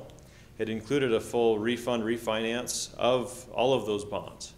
The reason is because the structure of those bonds basically said the backing to that was both franchise revenue from the cities, but also the revenues of the system. The revenues of the system are, they're more than covering it. So we're saying, well, the excess of revenue could also be used. But we have to restructure those bonds in order to have access to those revenues. Otherwise, we're saying profits and franchise, obligations are all tied to something, that far exceeds what it actually needs to back. But we can't use those funds for that purpose unless we restructure it. So this refund refinance, basically facing the city, it's nothing changed. The same obligation the city had in the past is the same dollar, pledge agreement, services agreement for debt backing that it was before. But facing the bondholders, we're saying, hey, let's just have your bonds backed by franchise fees first and free up revenues for future growth so that we don't have to come back and say we need more franchise obligations or any sort of other obligations from the city. So that was the intent of the October vote, was to restructure that, to give us some basically to free up the ability to use those funds the way the board would want us to use those funds. The vote this week was basically a plan B. So in the event that we're not able to restructure the bonds that way, we had to kind of jump ahead a little bit from a timing perspective to say, let's just do the incremental bond with the capacity that's available and start that process, because if that process doesn't start now, it doesn't end before the end of the year when tax code changes that we're all hearing about at the national level take effect at the beginning of the year and take tax exempt bonds that get prepaid into taxable status, and we need to avoid that, or else it would cost a lot of money in that transaction. So this week's was probably a plan that won't actually come into a play as long as the October plan goes through. But in the event that it doesn't, we wouldn't have the time to do a Plan B before the end of the year if we didn't get that authorization at the beginning of the week. So there was 2 authorizations. It's not both. It's one or the other. Basically the same idea, though, just to use the existing, backing that was authorized back in 2011. So you mentioned if the bonds are not restructured, what are some issues with that?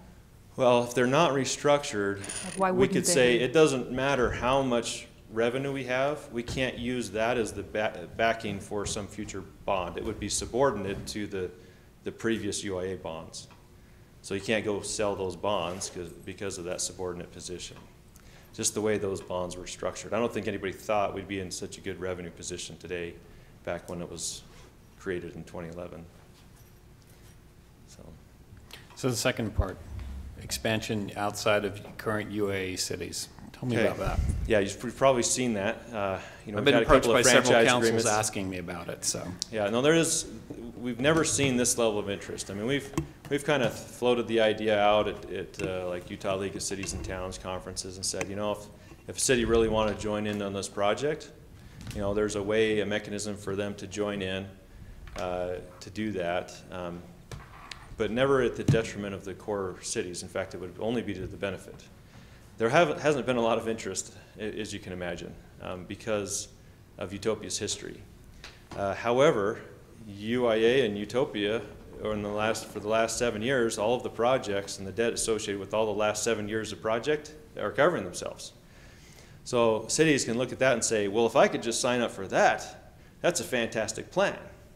Well, that's not fair to the core cities of this project for them to come in under those terms. And so what we kind of have is a hybrid where we say, well, we're not going to obligate Centerville or West Valley or Layton to any debt whatsoever associated with a fiber to the home project in another city. But if that city wants to contract with us and have us build and manage that and operate that product or project and integrate it in with Utopia and market it even and kind of make it integrated with all the good things that we've done, there's a significant revenue opportunity for us. The result of that revenue is that would, we could come back with some debt relief and or expedite the completion of the core cities without taking on any more debt of our own. And so that's the intention, is that we have this machine that's going very well, and we have the opportunity to both bring a benefit to additional communities at the same time paying off, the mortgage, right? Paying off the debt of the original project. And so, obviously any partnership that we contemplate would need to go in front of the board for approval. And, of course, I'm not going to bring something there that's in any way to the detriment of the cities, and I don't think it would ever need to be. I think if there's an opportunity for new cities to come in at a significant revenue upside to the core cities, while also bringing a service of good value and to additional communities, I don't know why we wouldn't do it. So does that answer your question there? And it gives me the philosophy. I just, the more that we look at it, I think what I'm trying, because there's a lot of salesmanship that's gone on throughout the entire bond process from the very beginning of Utopia. You're not responsible for that. That's in the phase you refer to as, oops, that's a lot of money wasted phase one. In phase two, there have been some successes, and I'll grant you that. The issue that I have is that as a city council and as city governments that are part of the UIA or the core cities, it sounds like the current direction of UIA means that we go full term on any obligations we have under the current model, whether that's the revenue requirement to 2041 backed by franchise taxes, or in the case of Utopia, it's sales taxes till bond term. I might put it differently. I might say that those who control the board are saying the first priority is expansion, second priority is debt relief, and first priority is really the very first. Understood. But there is some hope for some debt relief, right? yeah, so in we your wanted budget to this show year? both, right? We would like to make progress on both fronts. And we got to be conservative with the debt relief first, because that is money that could potentially be invested in the expansion, which results in more revenues and gets us a better debt relief position eventually. But we totally get the current pain of the debt. So what we would like to do is make progress in both paths. The progress on the debt relief path so far that's been made is that UIA budgeted for, essentially a dividend this year back to the cities, but the first thing paid back is OpEx payments that have been made. So when those were, OpEx assessments came out to cities when there was a shortfall, the agreement at that time was that that would be the first thing to come back to the cities. So cities that have that outstanding, basically UIA has a debt to those who made those payments, that gets paid first out of those funds. What we have is a shortfall that was, basically billed to Centerville and it wasn't paid. Or maybe it was paid in part, I'm not sure. Paid in part, right? So there was some paid. The majority was paid, but there was but there's some outstanding. some outstanding. And so that's going to decrease. The next question, of course, would be I don't understand that. by how much? That's going to decrease. So let me give you some numbers. The From amount your, outstanding. from your April meeting, you said that Centerville had $78,643 outstanding OPEX shortfall at that point. That was after deducting their share of the RUS settlement. But that Centerville has paid $221,373 in operating assessments. So we have that 78,000 number still owed. And did that reduce at all with the this year's allocation of the? So it is budgeted to reduce. Hasn't been done yet. The problem is that we need a methodology that the board would agree to We think it for should how be the that's allocated. We think it should be the OpEx formula that was used, not population. So, So we loaned it, We and then have the rules differences changed of on how to get it opinion. back? No, Yeah, they I think did. it's, We loaned it under a certain percentage of the network, and now we're changing it to a population basis for payback? Well, let That me sounds different than it let was me originally. explain, George. I think I know what they're saying is that the operational assessment was not based on the straight population formula. It was based on a formula that resulted in Centerville getting basically a double that amount assessment. But when it comes to paying back on those assessments, are they going to use the 3.3% or the 7%? That's what I'm saying is did we change the rules on the expectations on payback, is what I'm asking. it's an excellent You knew coming in question. here this wasn't going to be easy. No, no, You that's looked fine. at me and These are said, good oh, questions." it's George again. So If I had the answer to that, I would have the number on the screen of what we were going to decrease that amount by. So, We hope that Kurt and Roger are lobbying in our favor to convince the majority of the board that that's the right thing to do. so is this the result of the disproportionate control of certain cities on the board that has not been agreed? I don't think so. I To think be that- honest, it hasn't been a priority because I think they put it off till the end of the fiscal year to make sure that that financials went as well as they should before. lease dispersals before you go out and shop your Right. revenues for It's bonds. still in the budget, but my guess is that's the last thing Kurt's going to pay, not the first thing he's going to pay Sure. in the budget. As And would on anyone. June 30th, the check will, somebody will walk in the front door. We'll do before June 30th. How about Please. that?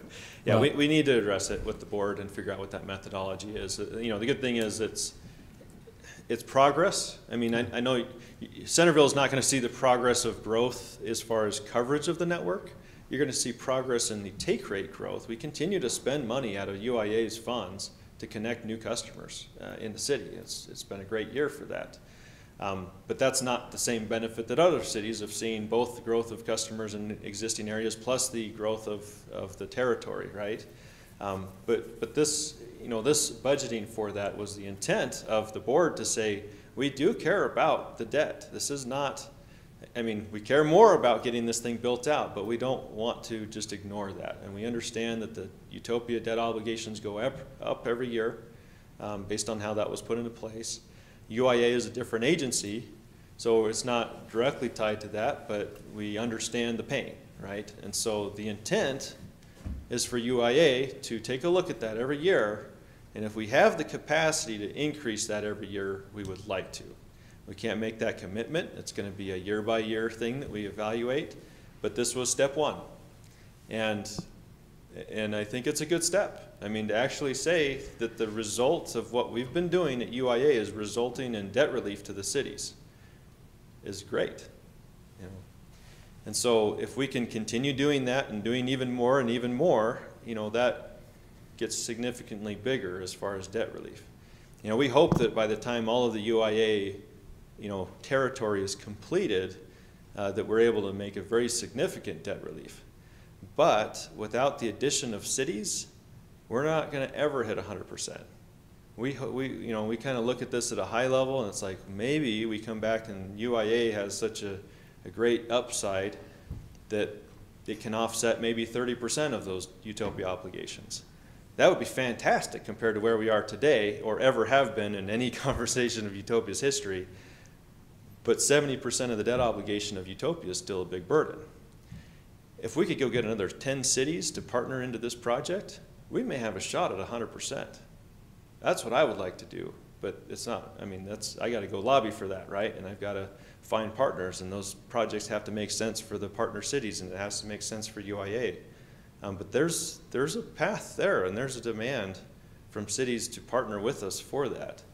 And you know, that's my goal, is I would really like to see us cover 100% of that debt. And I hope you get that sense that we are your advocate in that debt. We do not want to come back and ask for more debt. It's very painful. And so that's what we want to do. And we're efficient with our funds, and we're strategic with the funds, with the intent of providing the maximum amount of debt relief possible. But that's a goal secondary right now to the build out of the system. Can you back up a slide? Yep.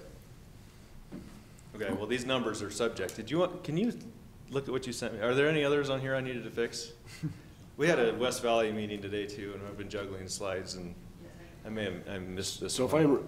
if I'm reading that right, you went up by 170, 200 subscribers in Centerville in current year. Yeah, by the end of the year, we'll exceed last year's growth, which is great because we haven't added any new territory. I mean, it'll be the best year we've ever had, other than when we got the first, availability out there. But it's going to take a long time to make a serious dent in the 33% numbers with that kind of a growth. Well, that's pretty good year-over-year growth. I mean, If every city was at 33%, we'd have a very, very different financial perspective. That's the overall take rate issue when it was said it was Centerville is so 25%. No, I understand.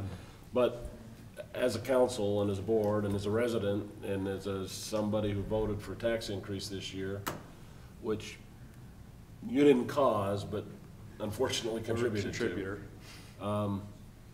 I'd sure like to do something. So what if I figured out a way to double your 33% in a short period of time? that'd be fantastic. And the question is, what do you want for it? What can you give the city? So what if everybody on the board went out and lobbied for and could show citizens that, for example, if we could increase the 1,600 to 3,200 in a relatively short period of time, that on those incrementals, you would, in effect, pay us back $10 a head per month, which with some quick pencils totals a couple $100,000 a year off of our tax rate, our tax burden. So, I mean, obviously, I'm not in a position to make a commitment. I'm not asking for a commitment. I'm not asking for a commitment. We have all tried to rack our brains for what can we do to help with the problem. So I would say, you know, trying to represent UIA, you know, UIA is going to come into this and say, based on this trend, we believe that we'll be at 40% by, I don't know, a year out or something like that, and we'll get to 45% or whatever. There may be an opportunity to say, if we can do things above and beyond what we believe UIA would do on its own, that there's an opportunity to share those. So I don't know that we could go in there and say, for every new customer that gets put on the system, there's an upside, but yeah, there might be something that could be done with whatever is above and beyond the status quo of UIA's growth. So I have a hypothetical question. Okay? If everybody in Centerville that could have it signed up, would it change our debt, and how much? That's a good question. I don't have It doesn't under the current, but that's what I'm kind of Really, what we asking. need is That's what I was- subscribership across the whole system. Right, so everybody joining in Centerville is going to not make a difference in our debt. It makes a small difference, but A very we're small- all for one for all is the. Right, but it's See, a whatever very amazing small. plan that you have, we're going to take that to the other cities so that we're all doing that plan. Our network percentage is not enough. If we were fully signed up, we can't push the I mean, battleship in a this different is direction. collective. That's why the only thing is that they do something. If I'm sitting in Wayne Pyle's seat, I'm going to say, wait a minute, and he's West Valley, he's going to say, hold on. I'm not built out. I have needs, and they involve build out that we're currently trying to get the bonds for in revenue, so I wouldn't go for that necessarily. Well, I'm not trying to take away Well, that right, bond. no, What you- I'm saying is, you do something like this and do it successfully, and they walk away with 75% revenue increase, which Right. helps him. Now, it costs him a small piece of it, but it helps every other city. Yeah, and I think it's great and it's creative and I like it. I'd like to see more of that. My problem is as I look at UIA expansion, I'm concerned that the revenue growth in the core network utopia is not enough. So effectively, we're spreading out the pain of we're getting revenue from other sources, but we are financing. So let's say, I don't know, Clinton or some other city says we're in, and they end up getting UIA. Your tax dollars financed their project, even though. You're using the core network though. But what he's saying is he's committing. No. Let me back up and explain. Yes, you are not obligating new monies. They're going to pay for it themselves. They're going to ask you to run it under UIA. UIA leases back to Utopia. Utopia has the debt, which we've already financed. Sure. So what I'm saying is that other residents in Utah potentially will benefit from the tax obligations we already have made. No, they only benefit if they more than pay for their share of the impact of the system. So there's no net. But the point burden. is that the initial takers took the hit. I mean, there's just no getting around that. And we built the backbone of the system that then other cities will be benefiting from. But that's the reality. And that's why. And now we just have to get creative as how to increase revenue. So my question, and I'll be repetitive because I brought this up in April, is that we're seeing these take rates increase. We are, I assume, and I'd like you to clarify for me, making the predictions on the take rates in the new build-out areas based on the take rates in the current build-out areas. Is that correct or not correct? Yeah. How in-depth is the analysis? Because my concern is that we prioritized the builds based on socioeconomic status and business activity and things that showed us that we would get a higher take rate in those areas, and that's why they were prioritized. And so the remaining areas are the ones that are less likely than the currently built areas to have as high of a take rate. And so I'm just asking you to report to me about how that analysis is done and how that math is done and if all of that's taken into consideration. Yeah, so it's a difficult balancing act, right? Because we want to make progress in all cities, but we also pick the best areas in each city. So it's a hybrid of fairness among cities and opportunity for taking advantage of higher take rate and demand. We have areas that would fare far better than Centerville, yet to be built, and we have areas that would fare worse than Centerville, yet to be built. And so we have, a good blend of future build that would achieve far greater than the debt burden of doing those projects. So through a blended continuation of this build out of the system, which is the plan, we would more than cover all the debt, bring in a lot of new revenue, and have opportunity for additional debt relief. Is your data analysis accurate enough? Do you feel that maybe you could identify an area that you feel would have a negative revenue stream impact? And then would the board have the discussion to not build in that area? It's not, because even in areas that we've built recently, in areas you might think would have a lower take rate, just the industry is evolving, right? So I don't want to throw certain areas under the bus, but there are, if we were to go to the areas that have the worst take rate and the worst historical performance for the Yes. project, and Yeah. they were not built, and we built them today, we would far exceed the take rate today. Our service provider environment is so different and so much better. Okay. And the industry is so much better. I mean, the demand for this, gigabit services didn't exist in 2002, right? We were talking 100 meg, and we're talking about faster browsing and other things. And the industry has swung dramatically in our favor everywhere, in every demographic. So I don't think the argument that past performance in low footprints is a reflection of what we expect moving forward. Do we see differences in areas? Yes. But would we have felt that performance of what we've done in the original phase would pay for itself? No, we think it would probably have there'd be areas that wouldn't hit the required take rates. I don't believe there are areas moving forward where we wouldn't hit at least a break even, because things have changed dramatically. But in some of those areas that got built originally, in the original phase, that were revenue stream negative, has the take rate in those areas increased enough to alleviate your concern for even those worst areas? Yeah, even the worst areas have dramatically grown in take rate. So some of those that had the $99 connection fee are now looking at the full fee. That's not a barrier. What $99 fee? West Valley, they received $99 connection fees back in the Utopia era. Oh, in the past, you mean? Yeah, so I'm saying there, in the original build out, there were areas in the system that were given low barriers to entry, and then when Centerville entered under UIA, it was a different model. So what I'm kind of extending on Tammy's question, and so much that socioeconomics of the connection fee, is that playing into our the prices have strategic actually build out? gone up, to be honest. Like we have legacy pricing that was lower. I think a better comparison might be there were certain areas in cities in Salt Lake County, there were a 3% take rate or a 5% take rate in, say, 2011. What are those low footprints at now? Are they still at 5% or are they We're seeing 10? in some of those areas, I think we're seeing close to 15 to 20%. So even your worst, to repeat for the microphone, even the worst footprints are now at closer to 15%, Definitely.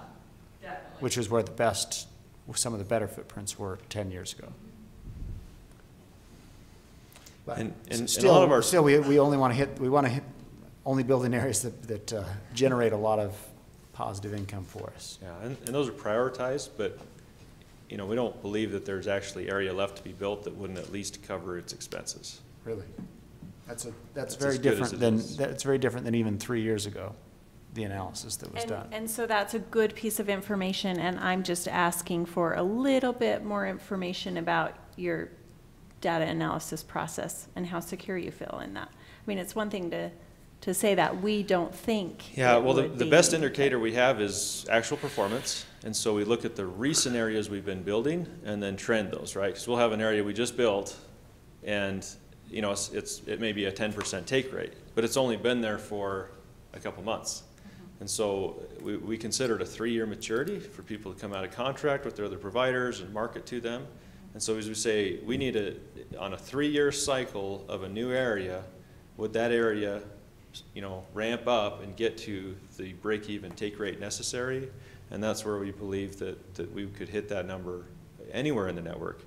And as we look at areas like, the better areas, we start talking about 40 and 50% take rates. I mean, we have neighborhoods that are 60 something or other in Linden. I think our highest is 63. 63% in a neighborhood. And so more it's, what's the timing to get to that break even? In a worst case scenario, say, well, maybe maybe we don't get to that break-even situation in the 3 years, but we probably do it the 4 years. But it does break even. And so, we have a lot of confidence we can, there's not a benefit of saying, let's just carve this section of the project out because it hurts the rest of it. It's not as great, but it doesn't actually hurt the project.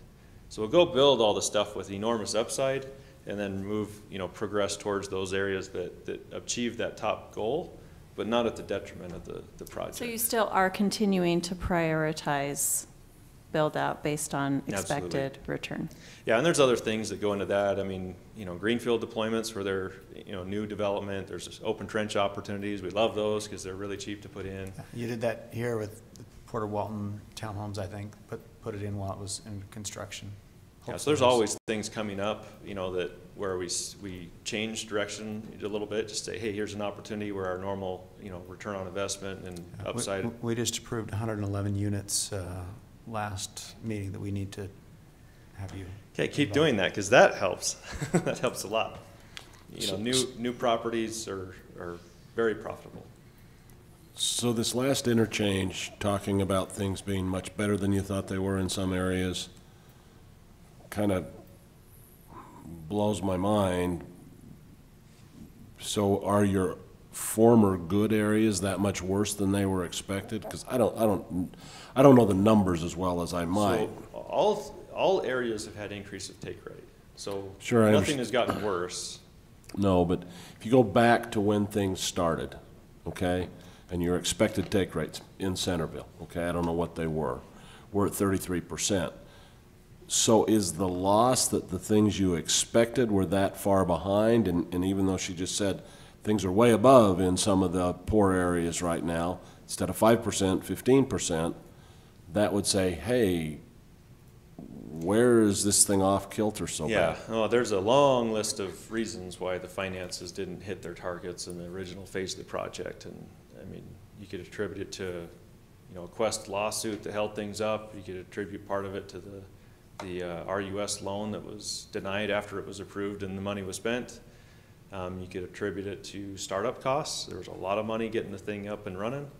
There's probably some mistakes made along the way for spending and management things. I mean, it was a very new thing to do. But a lot of corrective action is taken, and I think we see the results of that. But it's a big hole to dig out of. The nice thing is, even just a few years ago, there wasn't a clear path to completion and significant debt relief, and this is the first time really we're seeing a path to that. So that's why we want to continue doing what we've been doing, even expedite it. We would love to increase our construction capacity and get the stuff built because there's a lot of revenue that's just waiting for us to get to those neighborhoods and connect those residents who want it. So that's my concern. As you consider other neighborhoods, other cities that aren't already in, I'm concerned about biting off more than we can put in the ground in a day. Does that make sense? There are only so many people who are installers, and if you spread yourself too thin, then are you hurting the network and the people who are already, the cities who are already present and paid in and a part of this thing by benefiting the ones who want to add in later? Our rates, or are you adding in installers in those cities that you didn't have already? Yeah, most of the construction, engineering, materials, all of that is all contracted rate stuff. So if we all of a sudden wanted to build twice as much, our rate, per foot of construction and our cost of conduit and all of those things are all linear. We don't see any, negative impact from a construction perspective. And then on all the operating expenses, it actually gets an economy of scale benefit. So, if we doubled the number of customers and doubled the amount of revenue and doubled all of that, our operational expenses would not double. We don't need another me. You don't need another Kurt. You don't need another knock or facility or any of that. So the growth is actually, there's far more benefit. Even the pace of growth increase, there's not really a negative to it. At least within reason, right? When we went and said we want to, quadruple our capacity today, we might have to scramble to find the contractors and bring in additional contractors who would charge higher rates. So we work closely with those that we get good quality work with and can maintain the same cost structure. All right. Well, thank you for coming and spending so much time with us. It's a long way to come. Obviously, this is an incredibly important to us. issue for our community. You're a lot closer than Tremont. A big, we are, and it's Better restaurants. Yeah, and we hope that that we can increasingly see dividends come back, and we'd love to have that resolved by, say, March or April, so it'll help us resolve our budget. We don't want to do it June 30th. That doesn't help. And we get that. We'll have some arm wrestling, going on in our board meetings. And so we're looking forward to Bill's new marketing plan that's going to double things. And we'll hope you'll, once you see that, it'll influence the rest of the board members to benefit all of us. Any final questions for Roger? No, I'm just going to say thanks, Roger. Thanks to the team.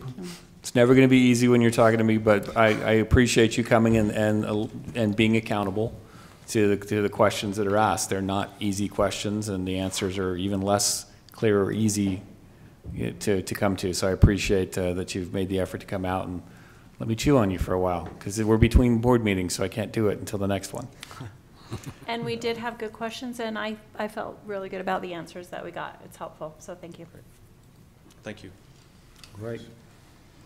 Safe travels. Oh, and we need those slides for the public record.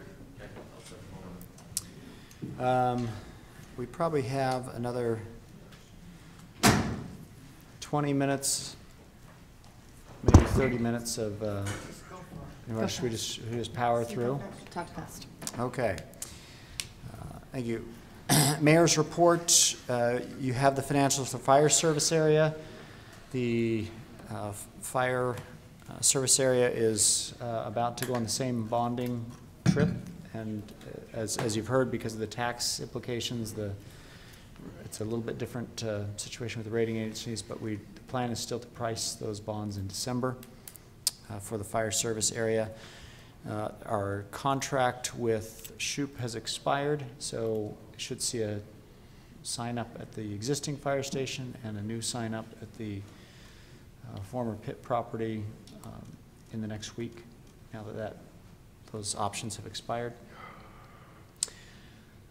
Steve, anything else from the fire service? I don't think I have anything else relevant for this group other than they had some really scary fires in North Salt Lake last month and a few other Did you want to mention the change in that there'll be a change in the assessment? Oh, yes, thank you. That's what I was thinking of. That there was an agreement. Two things prompted this. The state law change that said personal property, meaning improvements to your property, does not count against increase in property taxes. So, for example, in the past, West Bountiful, when Holly Refinery would put $20 million into the refinery, they would get an increase in taxes. Now, Holly Refinery puts $20 million in, and West Bountiful gets nothing. And then there was also a significant appeal by Chevron, which is in the county, and they won the appeal over their tax rate. The bottom line is that this was in the... This is in your materials. If you haven't read it, this provide the explanation. It comes after the financial report in that attachment. Bottom line, a new formula was agreed to that increases Centerville by about 10 grand. The beneficiary is West Bountiful and the county, and the other cities then get somewhat of an increase in their assessment. So 10 to 11,000 increase for Centerville, but we're still about 20,000 below last year's assessment, even after that. So we will need 10 to 11,000 out of the contingency account when we do a budget amendment to cover this increase. So I'd recommend you read this memo if you haven't in the attachment. And I can, Memo's much better than my explanation. yeah, you Thank see right here the change. Here's last year's, here's this year's adopted, and this is what it would go up to. So if you see a refinery lobbyist, they did a very effective job a couple of years ago getting some laws changed. I think I told you last meeting that the Legacy Highway will be designated as the Great Salt Lake Scenic Byway. And my understanding is the name and some of the signage may be changed. That may happen when the Legacy Highway agreement expires, or that may happen prior to that. They're working on that.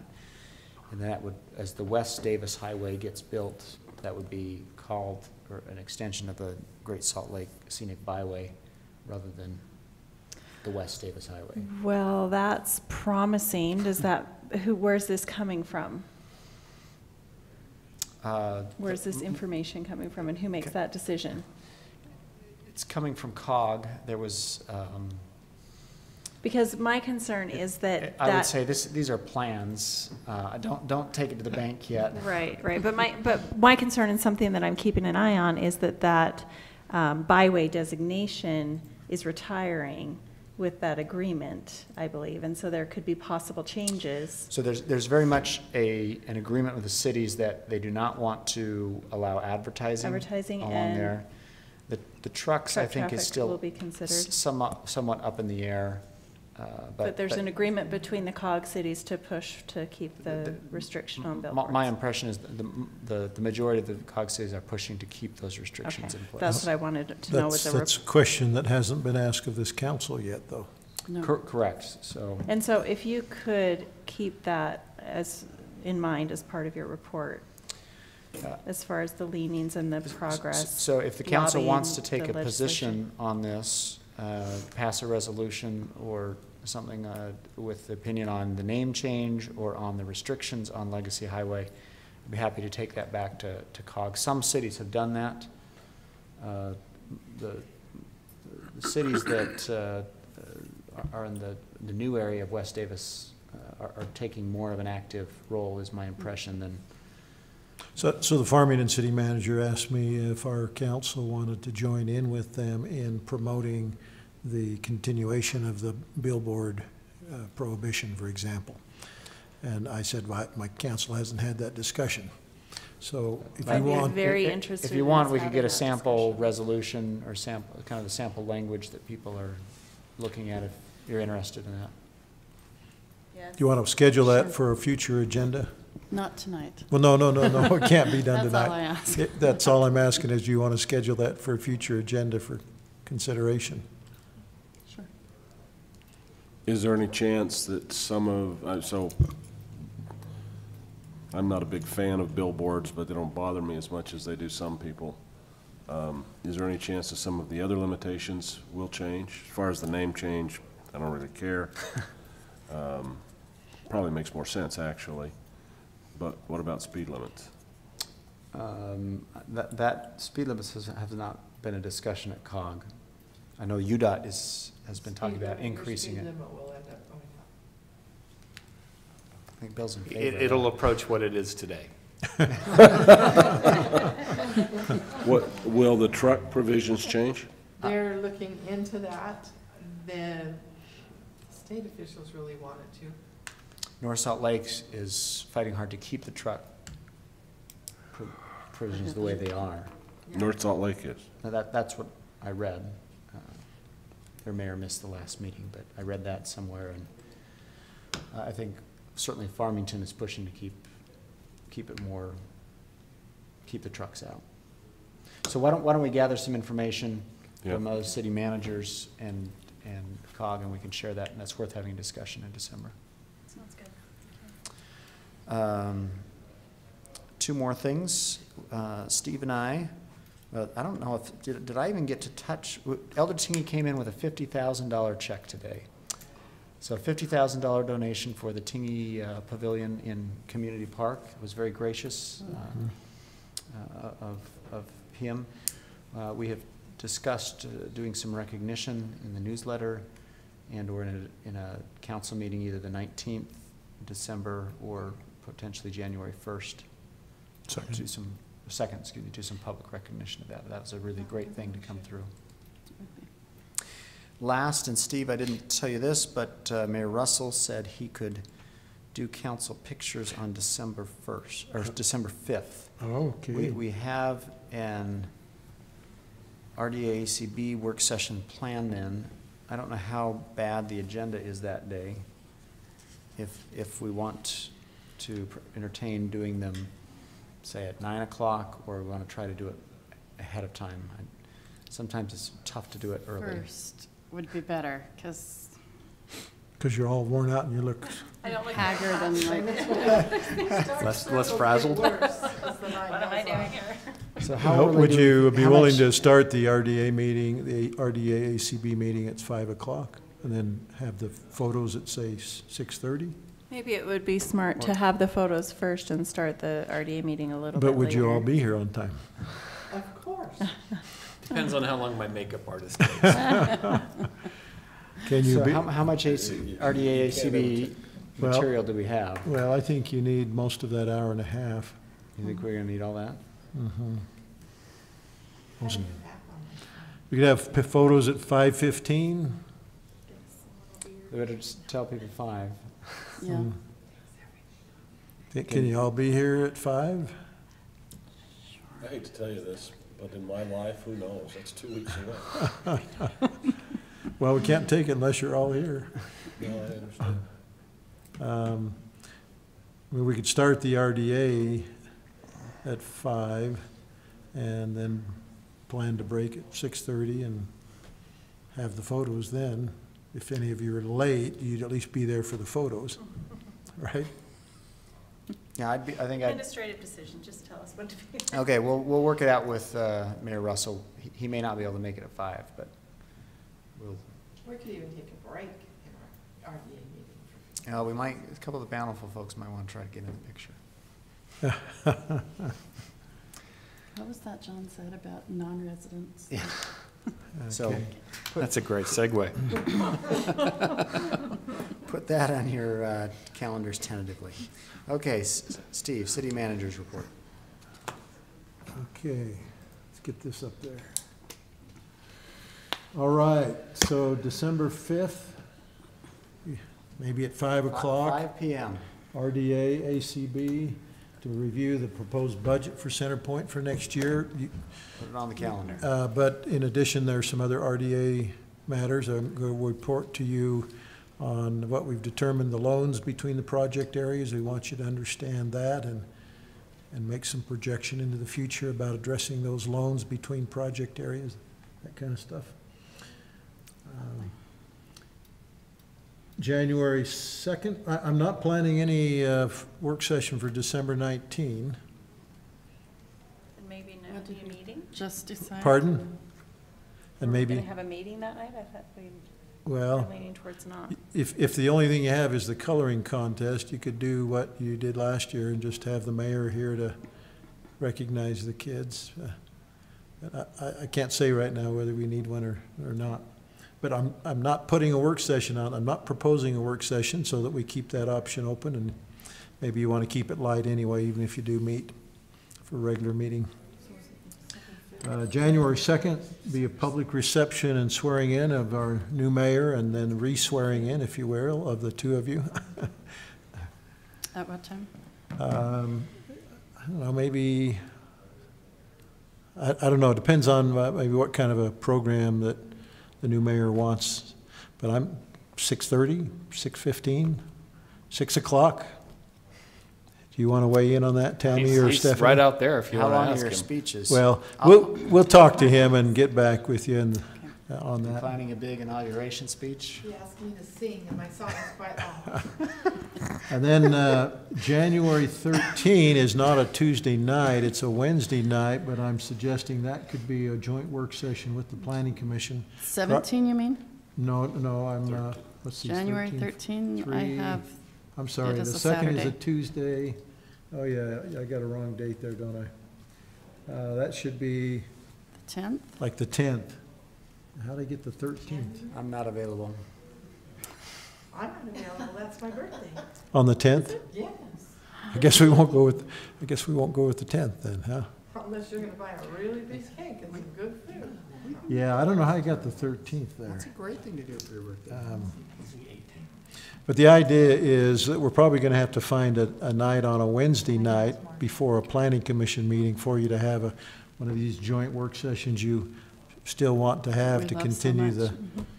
there's the Pages Lane and then the South Main Street subjects. And were you wanting to be with the planning commission for both of those? So, You mean the 10th or the 17th?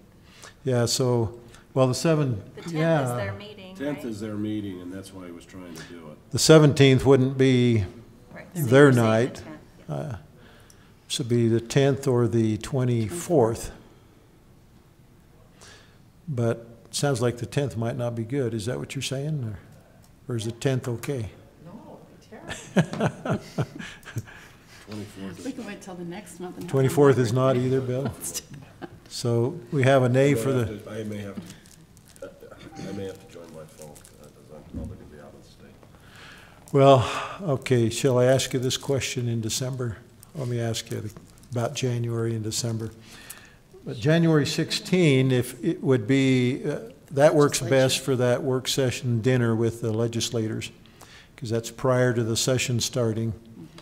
And I think it is always good to have that opportunity to be with them and talk about legislative issues before the session starts. Me too. So You invited me to. that's where it stands right now, and then we've got the topics pending, the Pages Lane, the sidewalk and trees, the South Main Street corridor. We've got plenty of work session topics pending, but we try not to burden the holidays with all this, right? Unless anybody really wants to. I just swiped it. Sure, why not? You didn't just schedule a meeting? No emailing during council. I didn't do this. We're all staring at our schedules, trying Okay. to, all the dates are flying around. Now, That's what you get for upgrading your phone. Oh, somebody emailed? now Tammy the, just- Okay, Steve, Tammy Steve- created a meeting. Steve's okay, not done. hold on a second. So the next issue on there is whether you have enough interest in the idea the employee association has proposed to schedule it for possible formal action. I'm just asking you tonight whether you're interested in the idea. If so, we can schedule it for, I think we need more research on what other cities are doing, and I apologize, I sent the email, I thought I had sent it earlier so everyone would have a chance to read it, but the context of the email basically is, let's find out what other cities are doing. If there's precedent for this, this would be interesting to know, but we are effectively creating a classification of permanent resident that is not available to anybody else who is a former resident of Centerville. So it's an interesting classification. So I'd like a lot more information on that. My opinion on this is it costs us almost nothing. This is a couple of $100, and it might have some goodwill with employees. It's a very low-cost perk, but I think it's fair to do the due diligence on it. Well, I just don't want to get into a furball with former residents or residents who, I mean, because you're talking about a roots issue. How deep are your roots? If somebody isn't living here and they say this is available, but it's not available to me, I could foresee a lot of problems. But if there's precedent and it works in other cities, great, it makes sense. So the one thing off the top of my head quickly that I can think that it benefits someone is they can buy a cemetery plot if they want. well, there's two things So they, we don't have any. Well, and then those that already own them that were not It's cheaper to residents, open it it if will they cost them already $1,000 more to open and close if they're not considered a resident. resident. And then But the is other thing there- they've asked for is the park pavilion fee, which is $50 instead of $25. So that's not a big deal, but for cemetery, it is a big deal for those few that it would affect. Well, and that's where it comes down to, like, it's a roots issue. Does everyone get to claim roots at what point? You know, to me, I'm kind of ambivalent, but I can see arguments for both sides. So we'll put it on a future agenda.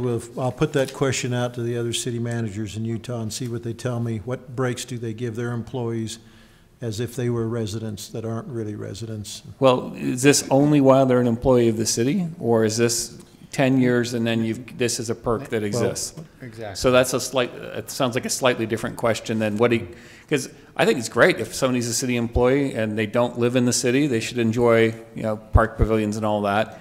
If they're no longer, like, is this a retirement perk sort of thing?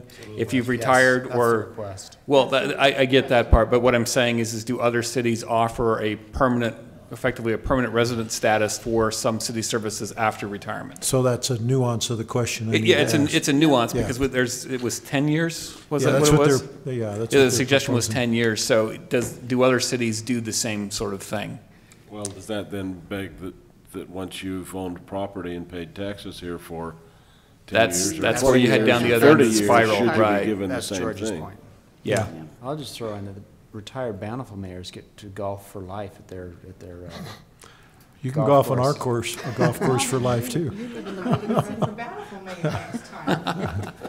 Okay, Maybe we can set something up with the gun range or something. the next item on there, the update of the park impact fee study. A couple of you have expressed interest in us doing that.